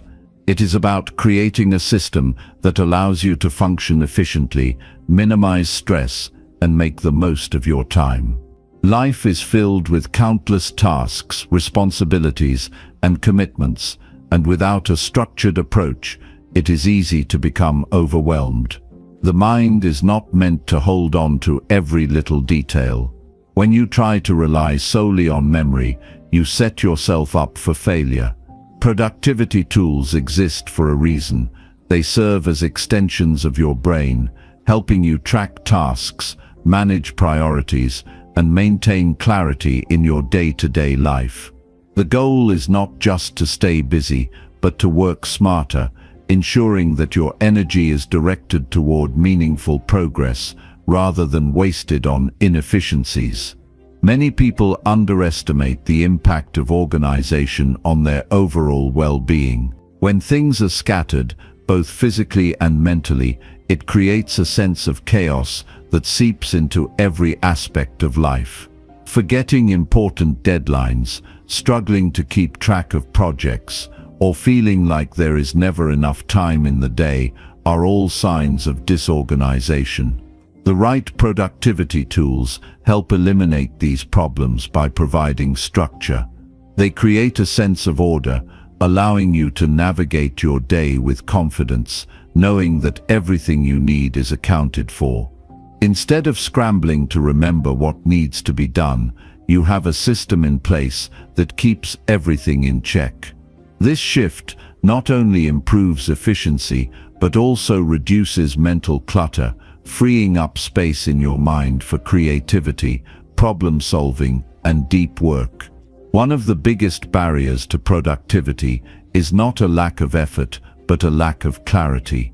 When your tasks are jumbled together without prioritization, it is difficult to determine what requires immediate attention and what can wait. This leads to procrastination, unnecessary stress, and wasted time on low-value activities. Productivity tools solve this by offering a way to categorize, schedule, and track progress. They provide visibility into what needs to be done, ensuring that nothing slips through the cracks. Whether it is a digital task manager, a calendar, or a note-taking app, these tools act as guides, helping you stay on top of responsibilities without the constant mental burden of trying to remember everything. There is no one-size-fits-all approach to organization. Different people have different needs, work styles, and preferences. Some thrive with detailed to-do lists, while others benefit from visual workflows or time-blocking methods. The key is to find what works for you and integrate it into your daily routine. Productivity tools should not feel like an added burden. They should simplify your life. When used correctly, they eliminate the need for constant mental juggling, allowing you to operate with a clear mind and a focused approach. The goal is not just to be productive, but to create an environment where progress happens effortlessly. A major advantage of using productivity tools is their ability to provide structure without rigidity. Life is unpredictable, and plans often change. Having a flexible system allows you to adapt without losing momentum. When tasks are documented and organized, unexpected changes do not throw you off course. You can adjust without feeling like everything is falling apart. This adaptability is crucial for maintaining consistency.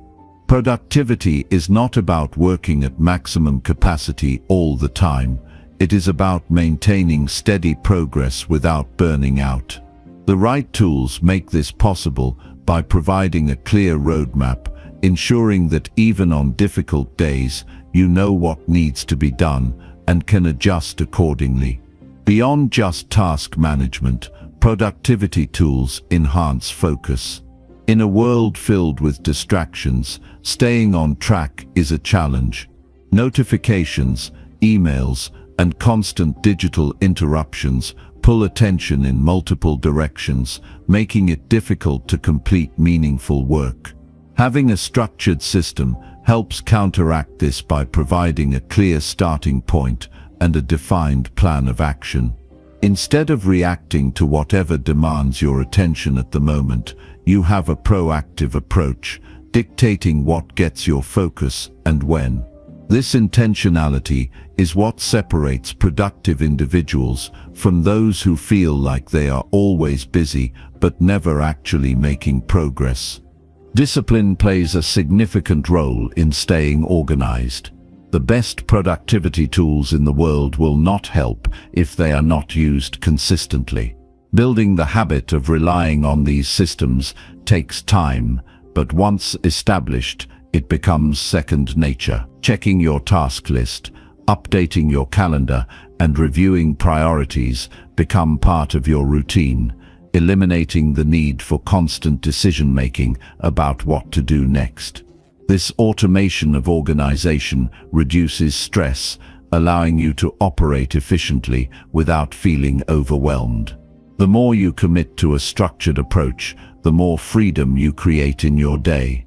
Organization does not restrict you, it gives you control, ensuring that your time is spent intentionally rather than wasted on unnecessary tasks. One of the most overlooked benefits of productivity tools is their ability to create balance.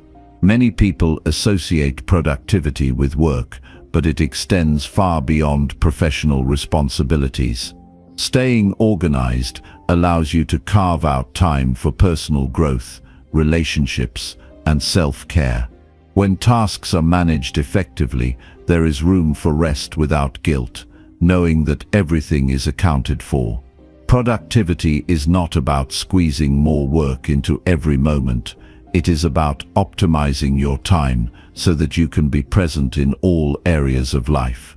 A structured approach ensures that important aspects like health, hobbies, and relationships do not get neglected in the pursuit of goals. The process of staying organized is not about perfection, it is about progress. There will be days when things do not go as planned, when deadlines shift, or when unexpected obstacles arise. The difference between someone who thrives and someone who struggles is their ability to recalibrate without losing momentum. A well-structured system provides the foundation for this. It offers stability in the midst of chaos, ensuring that even when things do not go as expected, there is a framework in place to keep moving forward. It is not about eliminating difficulties, but about having the tools to navigate them effectively. Technology has made organization easier than ever, but it is up to the individual to take advantage of these tools. Simply downloading an app or creating a list is not enough. The key lies in consistent usage. Productivity tools work when they become an integral part of daily life, not just something used occasionally. The more you integrate them into your routine, the more natural they become. Over time, the effort required to stay organized decreases and efficiency increases. The result is a life where responsibilities are managed effortlessly, stress is minimized, and time is used intentionally. Staying organized is ultimately about creating a system that works for you. It is about designing a structure that aligns with your goals, lifestyle, and personal preferences. Productivity tools are not meant to add complexity, but to simplify. They exist to reduce stress, increase efficiency, and provide clarity. When used effectively, they allow you to focus on what truly matters, eliminating unnecessary distractions and ensuring that every action moves you closer to your objectives. The true power of organization is not just in getting more done, but in creating a life where everything has its place, allowing you to operate with a sense of control, confidence, and peace. Chapter 16. Overcome negative thoughts with positive self-talk. Negative thoughts can feel like an unrelenting storm, clouding your mind and convincing you that you are not good enough, not capable, or destined to fail. These thoughts creep in when you least expect them, taking hold of your confidence and making you question your abilities. They come in many forms: self-doubt, fear of failure, imposter syndrome, and endless worry about things beyond your control. The mind can be its own worst enemy, spinning narratives that have no real basis in reality, yet feel overwhelmingly true in the moment. But just as the mind can work against you, it can also become your greatest ally. The key is learning to take control of your inner dialogue, turning self-criticism into self-encouragement, and replacing negativity with positive self-talk. Your thoughts shape your reality. If you tell yourself you are not good enough, you start to believe it. If you constantly focus on what could go wrong, you hesitate to take action. Your mind listens to the words you repeat, reinforcing them until they become ingrained beliefs. This is why it is crucial to reframe the way you talk to yourself. Instead of feeding your fears, you must actively choose to nurture confidence and resilience. This does not mean ignoring reality or pretending that challenges do not exist. It means shifting your perspective, reminding yourself that difficulties are not roadblocks but stepping stones, and that failure is not a final destination, but a lesson in progress. Positive self-talk is not about blind optimism. It is about constructive and empowering inner dialogue. It is about recognizing your strengths, acknowledging your efforts, and reinforcing the belief that you are capable of growth. It is a practice that requires conscious effort because negative thoughts often come naturally, while positive reinforcement takes intention. The way you speak to yourself matters. Would you tell a friend who is struggling that they are doomed to fail? Would you tell someone you care about that they are worthless or incapable? Of course not. Yet so many people allow their inner voice to be their harshest critic, tearing themselves down rather than lifting themselves up. Overcoming negative thoughts starts with awareness. You must become mindful of the patterns in your thinking, catching those moments when you begin to spiral into self-doubt. When you notice yourself thinking, "I am not good enough," challenge it. Ask yourself, is this thought based on fact, or is it just fear talking? More often than not, these negative beliefs have no real foundation. They are echoes of past insecurities, not reflections of your true abilities. By questioning these thoughts, you take away their power. You shift from passive acceptance to active control, reclaiming the narrative of your mind. One of the most powerful ways to rewire your thinking is through repetition. Just as negative thoughts can become deeply ingrained through constant reinforcement, positive affirmations can replace them when practiced consistently. Start by identifying the negative phrases you often tell yourself and countering them with positive alternatives. If your mind says, "I always mess up," replace it with, "I learn from my mistakes and improve each time." If you find yourself thinking, "I will never succeed," shift to, "Every step I take brings me closer to my goals." This simple act of replacing negativity with encouragement creates a mental shift over time. What once felt like forced positivity gradually becomes a natural way of thinking. The language you use with yourself matters. Instead of saying, "I can't," reframe it as, "I haven't mastered this yet, but I am working on it." Instead of focusing on limitations, focus on possibilities. The mind responds to the words you feed it. When you speak with encouragement, you build confidence. When you focus on progress rather than perfection, you develop resilience. It is not about pretending everything is easy. It is about acknowledging that challenges exist while reinforcing the belief that you have the ability to overcome them.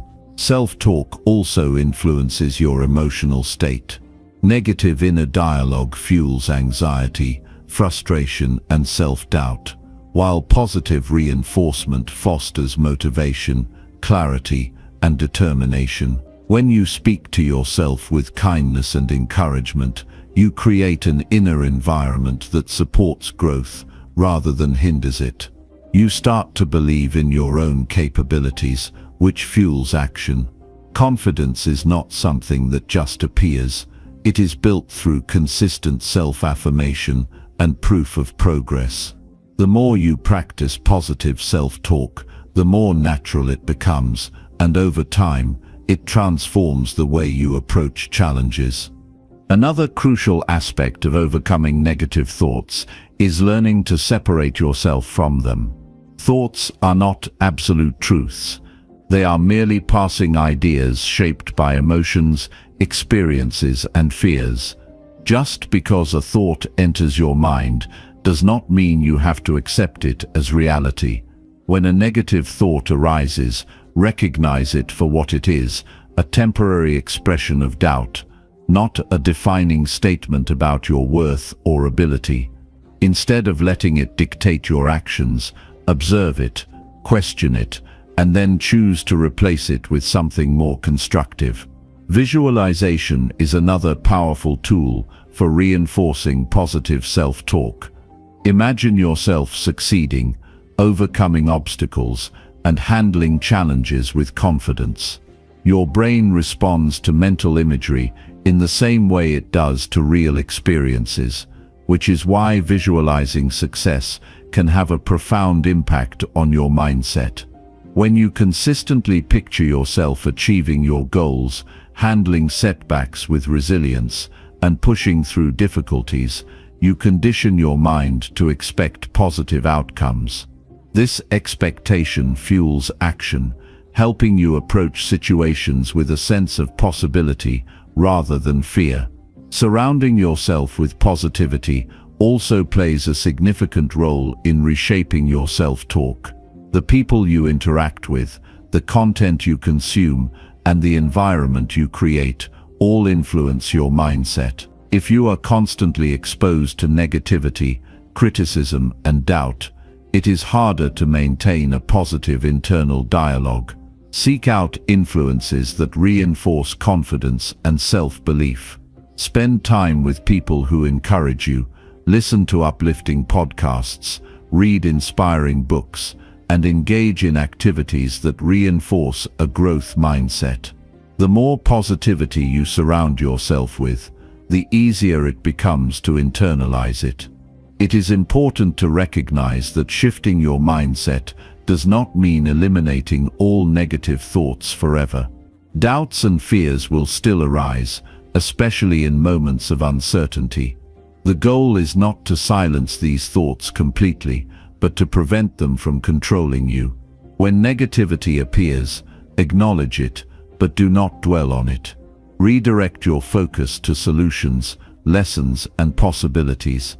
Each time you do this, you weaken the hold of self-doubt and strengthen the habit of constructive thinking. Consistency is key in this process. You cannot expect to change years of negative self-talk overnight. It requires daily effort, patience, and commitment. Some days will be harder than others, but the more you practice, the easier it becomes. Over time, positive self-talk transforms from a conscious effort into an automatic response. Instead of defaulting to doubt, you default to confidence. Instead of fearing failure, you see it as a stepping stone. Instead of believing in limitations, you focus on possibilities. Your mind is your most powerful tool. It can either work for you or against you, depending on how you train it. The words you choose to speak to yourself shape your reality. Make them empowering.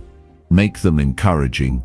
Make them a source of strength rather than self-sabotage. When you master the art of positive self-talk, you unlock a new level of resilience, confidence, and inner peace. You become the architect of your own mindset, creating a mental space that supports growth, success, and fulfillment. The journey begins with a single choice: to speak to yourself with the same kindness, belief, and encouragement that you would offer to someone you love. Chapter 17. Dedicate time to hobbies for personal fulfillment. Hobbies are more than just pastimes. They are a form of self-expression, an outlet for creativity, and a sanctuary from the pressures of daily life. They provide a space where time slows down, where obligations take a back seat, and where joy is found in the simple act of doing something for yourself. In a world where productivity is often seen as the ultimate goal, hobbies serve as a reminder that fulfillment is not just about achievements or external validation. It is about engaging in activities that bring personal satisfaction and inner peace. People often dismiss hobbies as unimportant or secondary to their responsibilities. They tell themselves they do not have time for painting, playing an instrument, gardening, or writing because work, family, and obligations take precedence. But the truth is, dedicating time to hobbies is not a luxury. It is a necessity. It is a way to reconnect with yourself, to step away from the demands of the outside world, and to engage in something that nourishes your mind and spirit. A life that revolves solely around work and obligations can feel hollow. Hobbies infuse life with meaning beyond the daily grind. Personal fulfillment does not come from relentless work alone. It comes from balance. It comes from allowing yourself the space to pursue something simply because you love it. When you engage in hobbies, you are not chasing deadlines or external rewards.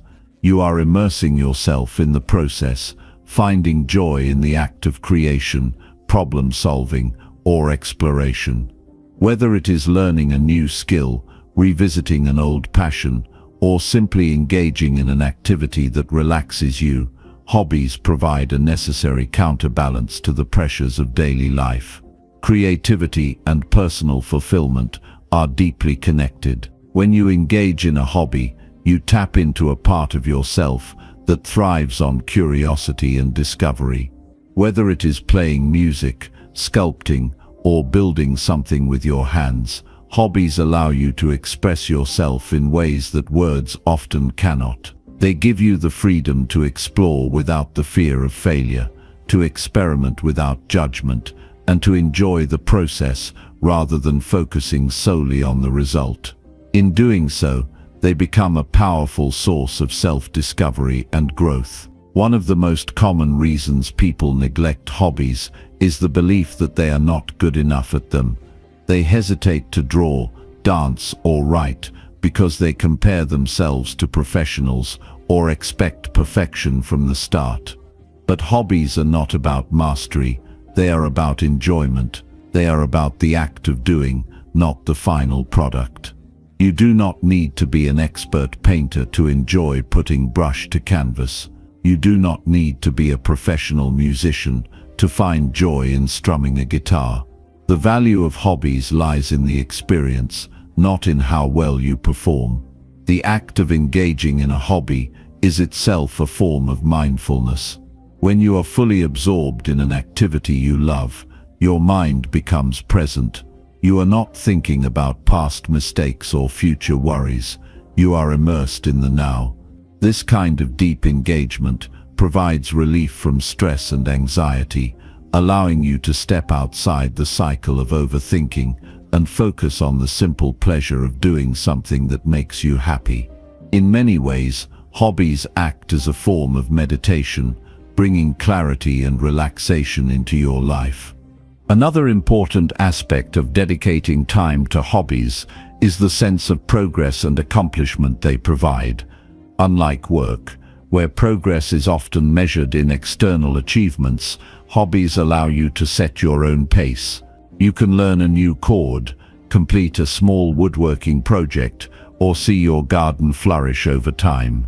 These small milestones add up, reinforcing a sense of achievement that is rooted in personal satisfaction rather than external approval. They remind you that growth does not always have to be about career advancement. It can be about learning, improving, and enjoying the journey.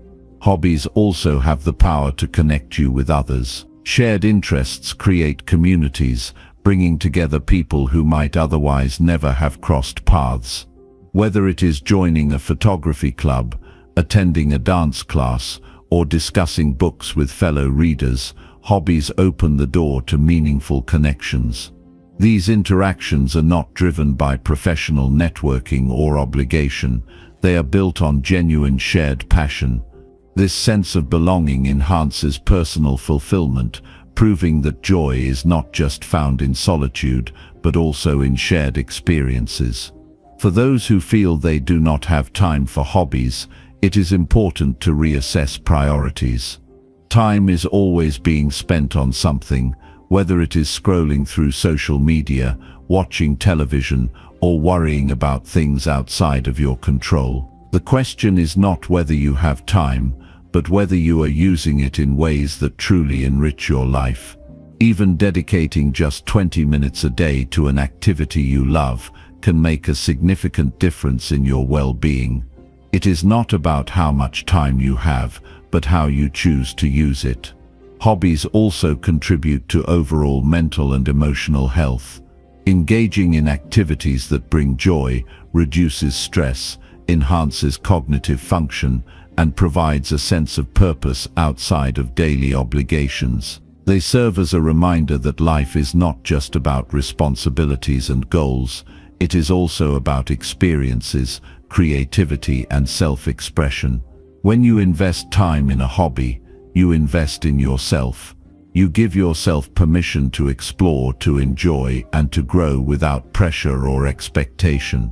The process of discovering a hobby that truly resonates with you can be just as fulfilling as the hobby itself. Sometimes it takes trying different activities before you find something that genuinely excites you. The key is to remain open to exploration, to give yourself permission to try new things without the fear of failure. Each attempt, whether successful or not, brings you closer to understanding what brings you joy. The act of searching itself is a form of personal growth, reminding you that fulfillment is found not in the destination, but in the journey. Incorporating hobbies into your life requires intention. It means setting aside time, even when life feels busy. It means prioritizing your own happiness, understanding that personal fulfillment is not a selfish pursuit, but a necessary one. When you dedicate time to hobbies, you enrich your life in ways that extend beyond the activity itself. You cultivate a sense of balance, reconnect with your creativity, and remind yourself that life is about more than obligations. It is also about passion, exploration, and joy.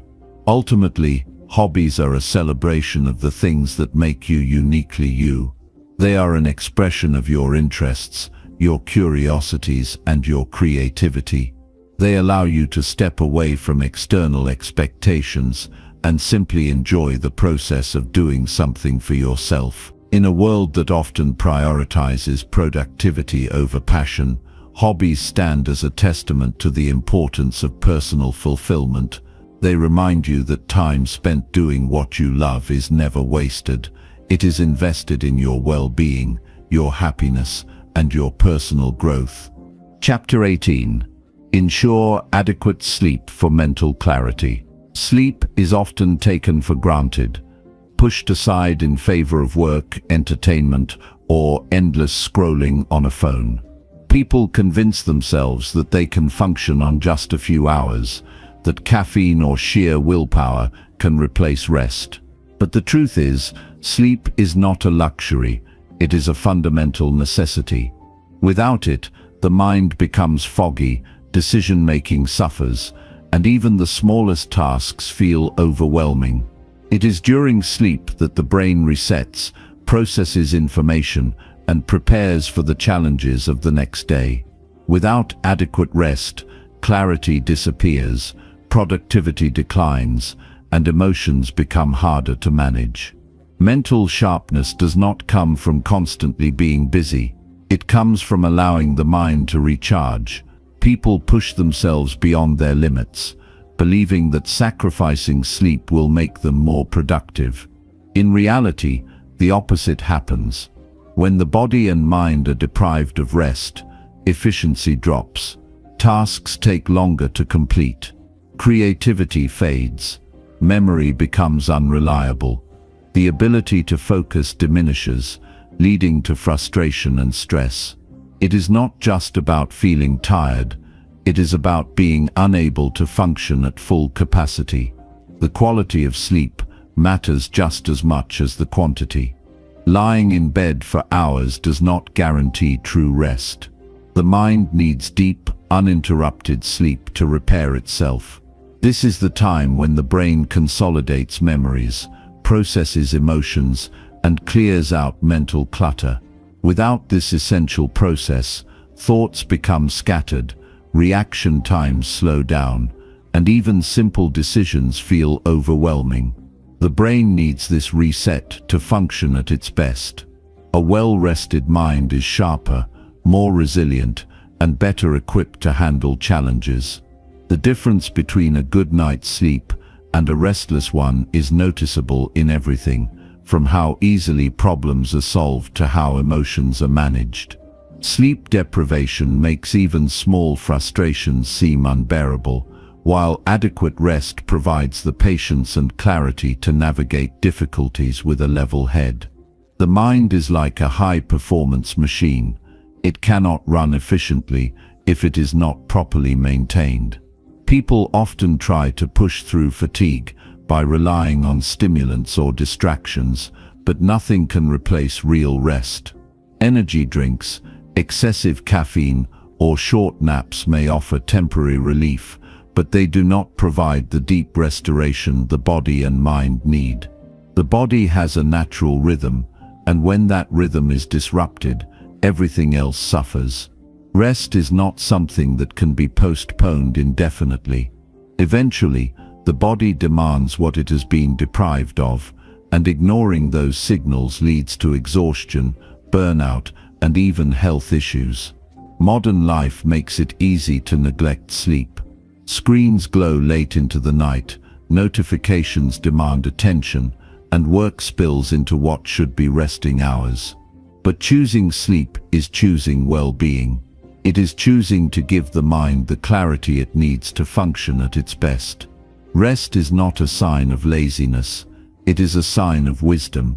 It is an investment in productivity, health, and emotional stability.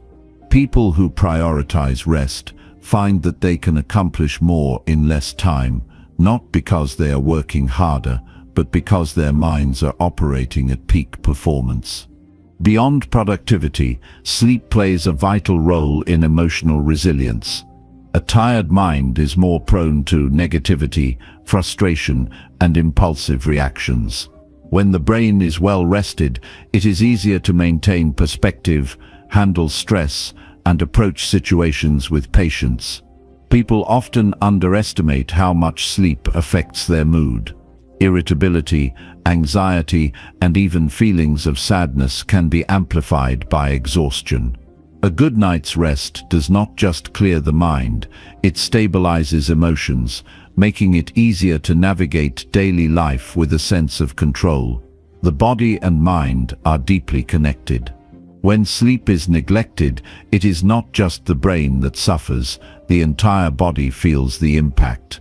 Fatigue affects coordination, weakens the immune system, and makes even simple physical tasks feel more difficult.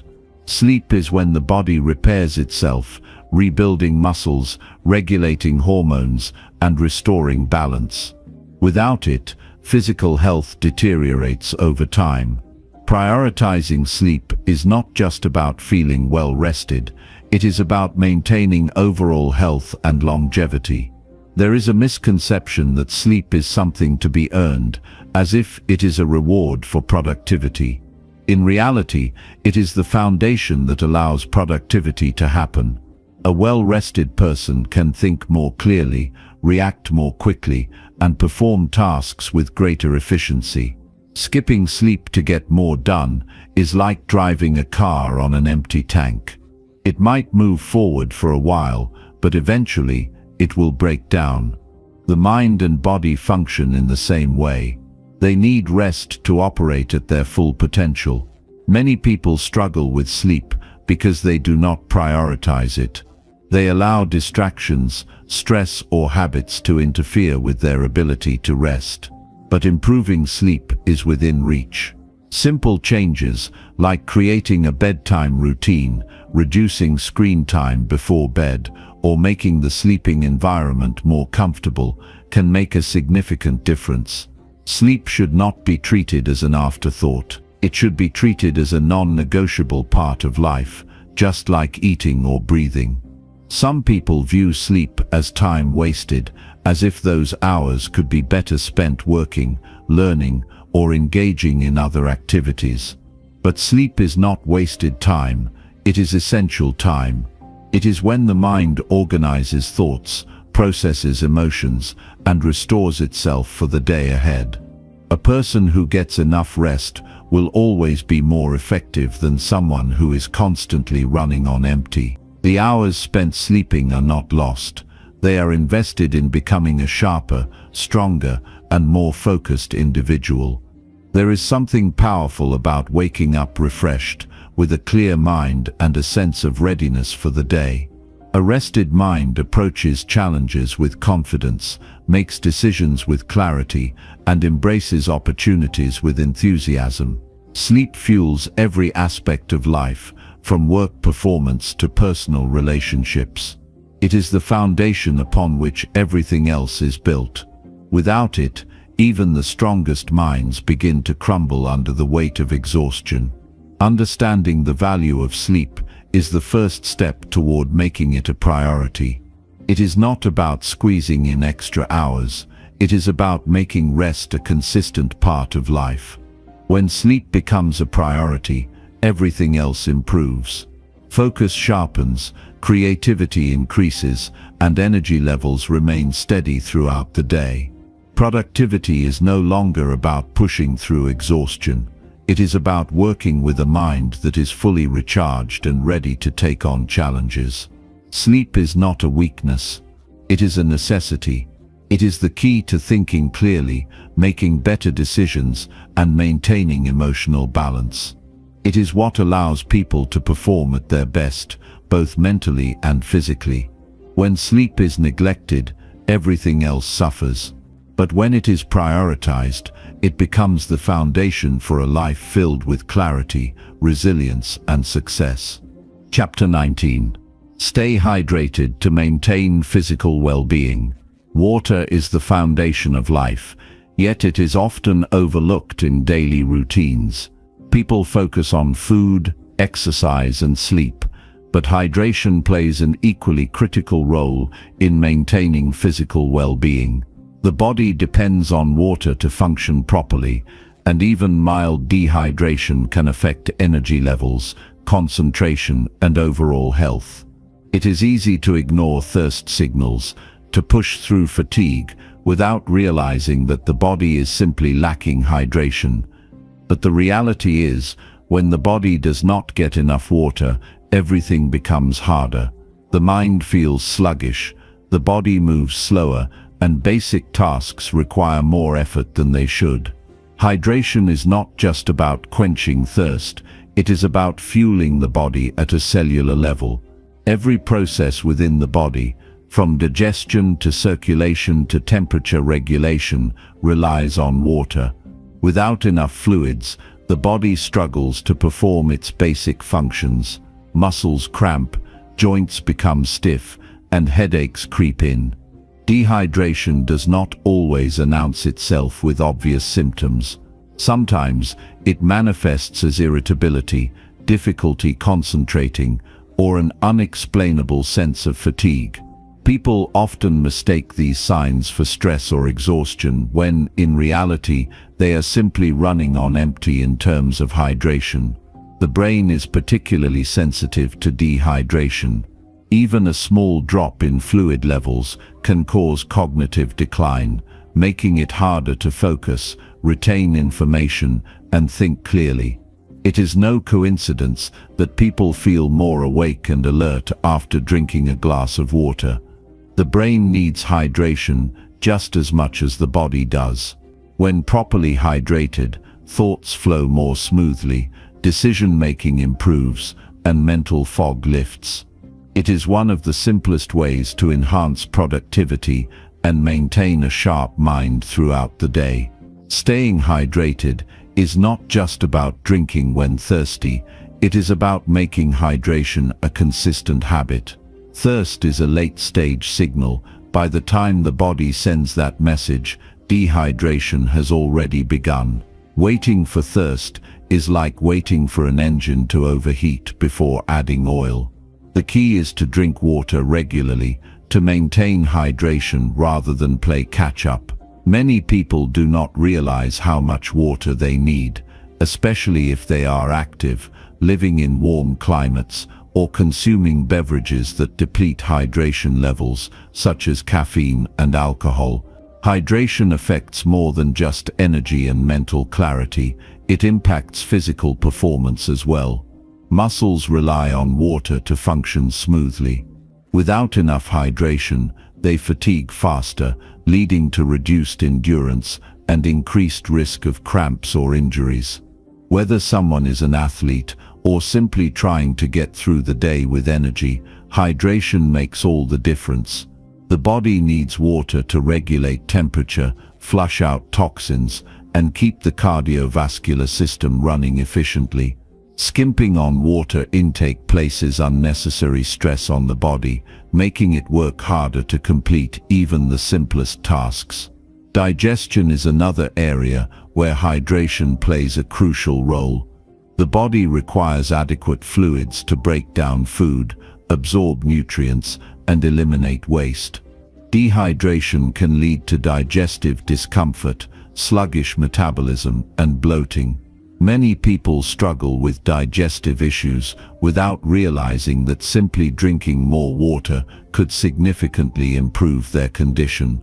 Water acts as a natural detoxifier, helping the body eliminate waste products and keep the system running smoothly. It is an essential part of maintaining not just hydration but overall health. Skin health is another reflection of hydration levels. Dryness, dullness, and premature aging can all be exacerbated by inadequate water intake. The skin is the body's largest organ, and like all other organs, it relies on hydration to function properly. When the body is well hydrated, the skin appears more vibrant, elastic, and resilient. People often invest in expensive skincare products while neglecting the simplest and most effective beauty secret: drinking enough water. Hydration works from the inside out, providing a natural glow that no cream or serum can replicate. One of the biggest barriers to proper hydration is simply forgetting to drink water. People get caught up in work, distracted by tasks, and go hours without drinking. By the time they realize they are thirsty, they are already feeling the effects of dehydration. The solution is to build hydration into daily routines, making it as automatic as eating meals or brushing teeth. Keeping a water bottle within reach, setting reminders, or making a habit of drinking water before meals can help establish consistency. When hydration becomes a regular practice rather than an afterthought, the body reaps the benefits. Hydration is about balance. Drinking too little causes fatigue and sluggishness, but drinking too much too quickly can also be counterproductive. The body needs steady, consistent hydration throughout the day. Flooding the system with water all at once does not have the same benefits as spacing intake evenly. The goal is to provide the body with a steady supply of fluids so that it can function optimally without stress or strain. Beverage choices also matter. While water is the best source of hydration, many drinks on the market are filled with sugar, artificial ingredients, or diuretics that can actually deplete hydration levels. Sports drinks, sodas, and energy drinks may seem refreshing, but they often do more harm than good. They can spike energy levels temporarily, only to cause crashes later. Sticking to water, herbal teas, and natural hydrating foods like fruits and vegetables is a smarter approach. The body is remarkably resilient, but it functions best when given what it needs. Water is not an optional part of health. It is a necessity. It is easy to underestimate its importance because it is so readily available, but that does not make it any less vital. Every cell, organ, and system in the body relies on hydration. From mental clarity to physical performance to emotional balance, water plays an essential role in overall well-being. Making hydration a priority is one of the simplest and most effective ways to improve health and daily functioning. It does not require major lifestyle changes, just a conscious effort to drink more water throughout the day. The results are immediate and noticeable. Increased energy, better concentration, smoother digestion, and improved mood are just a few of the benefits that come from staying properly hydrated. It is a small habit with a big impact, one that can transform the way the body and mind operate. Water is the foundation of vitality. It keeps everything running smoothly, from brain function to muscle movement to skin health. Ignoring hydration is like ignoring the fuel gauge on a car. It may keep running for a while, but eventually it will break down. The body sends signals when it needs water, But the key is to stay ahead of those signals, to provide hydration before thirst kicks in. When water intake becomes a regular habit, everything improves, focus sharpens, energy remains steady, and overall health thrives. In a world filled with complicated health advice and wellness trends, hydration remains one of the simplest and most powerful steps toward well-being. It is not about extreme changes or expensive solutions. It is about recognizing that water is essential and making it a consistent part of daily life. The benefits are undeniable. A well-hydrated body is a stronger, healthier, and more vibrant body. It is an investment in long-term health, one sip at a time. Chapter 20. Seek feedback to identify areas for improvement. Growth is a continuous process, and one of the most effective ways to improve is by seeking feedback. It is easy to become comfortable in routines, assuming that effort alone is enough to make progress. But without an external perspective, blind spots remain unseen, weaknesses go unaddressed, and opportunities for refinement are missed. Feedback provides an honest reflection, offering clarity on where improvements can be made. It is a tool that accelerates learning, sharpens skills, and ultimately leads to greater success. Those who actively seek input from others position themselves ahead of those who rely solely on self-evaluation. Yet, feedback is not always easy to receive. It can be uncomfortable to hear that something needs work, especially when effort has already been put in. The natural reaction is often defensiveness or resistance, an instinctive desire to protect pride and avoid criticism. But real growth begins when feedback is welcomed rather than feared. It is not an attack, it is an opportunity. The ability to separate ego from improvement is what allows people to refine their abilities and reach new levels of excellence. One of the greatest benefits of feedback is its ability to reveal blind spots. No matter how self-aware a person is, there are always aspects of performance, behavior, or skills that go unnoticed from an internal perspective. Others can see things that remain hidden from personal view. A speaker may not realize they have a habit of using filler words.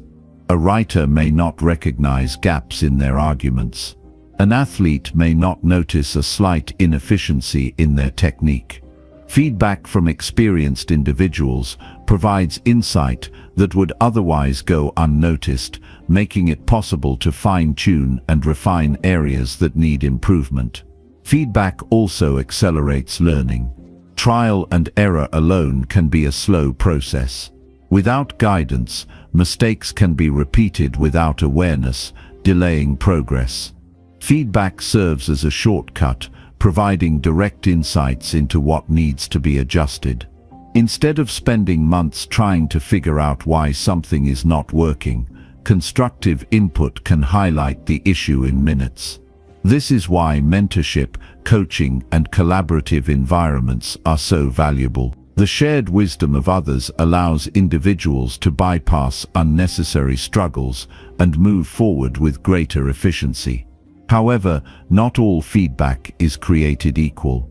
Some input is valuable and constructive, offering clear direction on how to improve. Other feedback may be vague, unhelpful, or even misguided. Learning to differentiate between useful feedback and noise is an essential skill. Constructive feedback is specific, actionable, and based on observation. It provides concrete suggestions rather than general criticism. Unhelpful feedback, on the other hand, is often opinion-based, overly negative, or lacking in substance. The key is to filter through feedback, applying what is useful while discarding what is not. The source of feedback matters as well. Input from someone experienced in a particular field carries more weight than opinions from those without relevant knowledge. Seeking feedback from mentors, coaches, colleagues, or respected professionals ensures that the insights are credible and beneficial. Random opinions from unqualified sources may not contribute to improvement and can even be misleading. Choosing the right people to provide feedback enhances the quality of guidance received. Another important aspect of feedback is knowing how to ask for it effectively. Vague questions like "What do you think?" often lead to vague responses. Being specific in seeking feedback yields more valuable insights. Instead of asking general questions, directing attention to particular areas ensures that the input received is relevant. For instance, rather than asking if a presentation was good, asking for feedback on clarity, engagement, or pacing invites more actionable advice. The more precise the request, the more useful the response. Receiving feedback with an open mind is just as important as seeking it. Defensiveness shuts down opportunities for growth. When feedback is given, the best approach is to listen fully before reacting. Instead of immediately justifying or explaining, absorbing the input without resistance allows for genuine reflection. Even if feedback feels harsh or unexpected, there is always value in considering it objectively. Sometimes, the most uncomfortable feedback is the most necessary. Beyond receiving feedback, applying it is where real transformation happens. Hearing constructive input is only the first step. Taking action on it is what leads to progress. The most successful individuals are those who not only seek feedback, but also implement changes based on it. Improvement does not come from merely acknowledging weaknesses, but from actively working on them. Applying feedback consistently over time leads to noticeable enhancements in skills, performance, and overall growth. There is also value in making feedback a continuous part of the process rather than an occasional event. Waiting for formal reviews or rare evaluations limits opportunities for improvement. Regularly checking in with trusted individuals, asking for small adjustments along the way, and consistently refining based on input create an environment of ongoing development. The more frequently feedback is sought and applied, the faster progress is made. The mindset toward feedback also plays a crucial role. Those who view it as criticism often struggle to grow, while those who see it as guidance thrive. Shifting the perspective from seeing feedback as a judgment to seeing it as a tool for self-improvement changes the entire experience. Instead of dreading feedback, embracing it as a pathway to becoming better makes the process more constructive and fulfilling. Giving feedback is just as important as receiving it. Constructive feedback benefits not only the individual receiving it, but also the person providing it. Teaching others, offering insights, and guiding improvement solidifies knowledge and deepens understanding. Those who give thoughtful feedback develop a stronger ability to analyze performance, identify strengths and weaknesses, and communicate ideas effectively.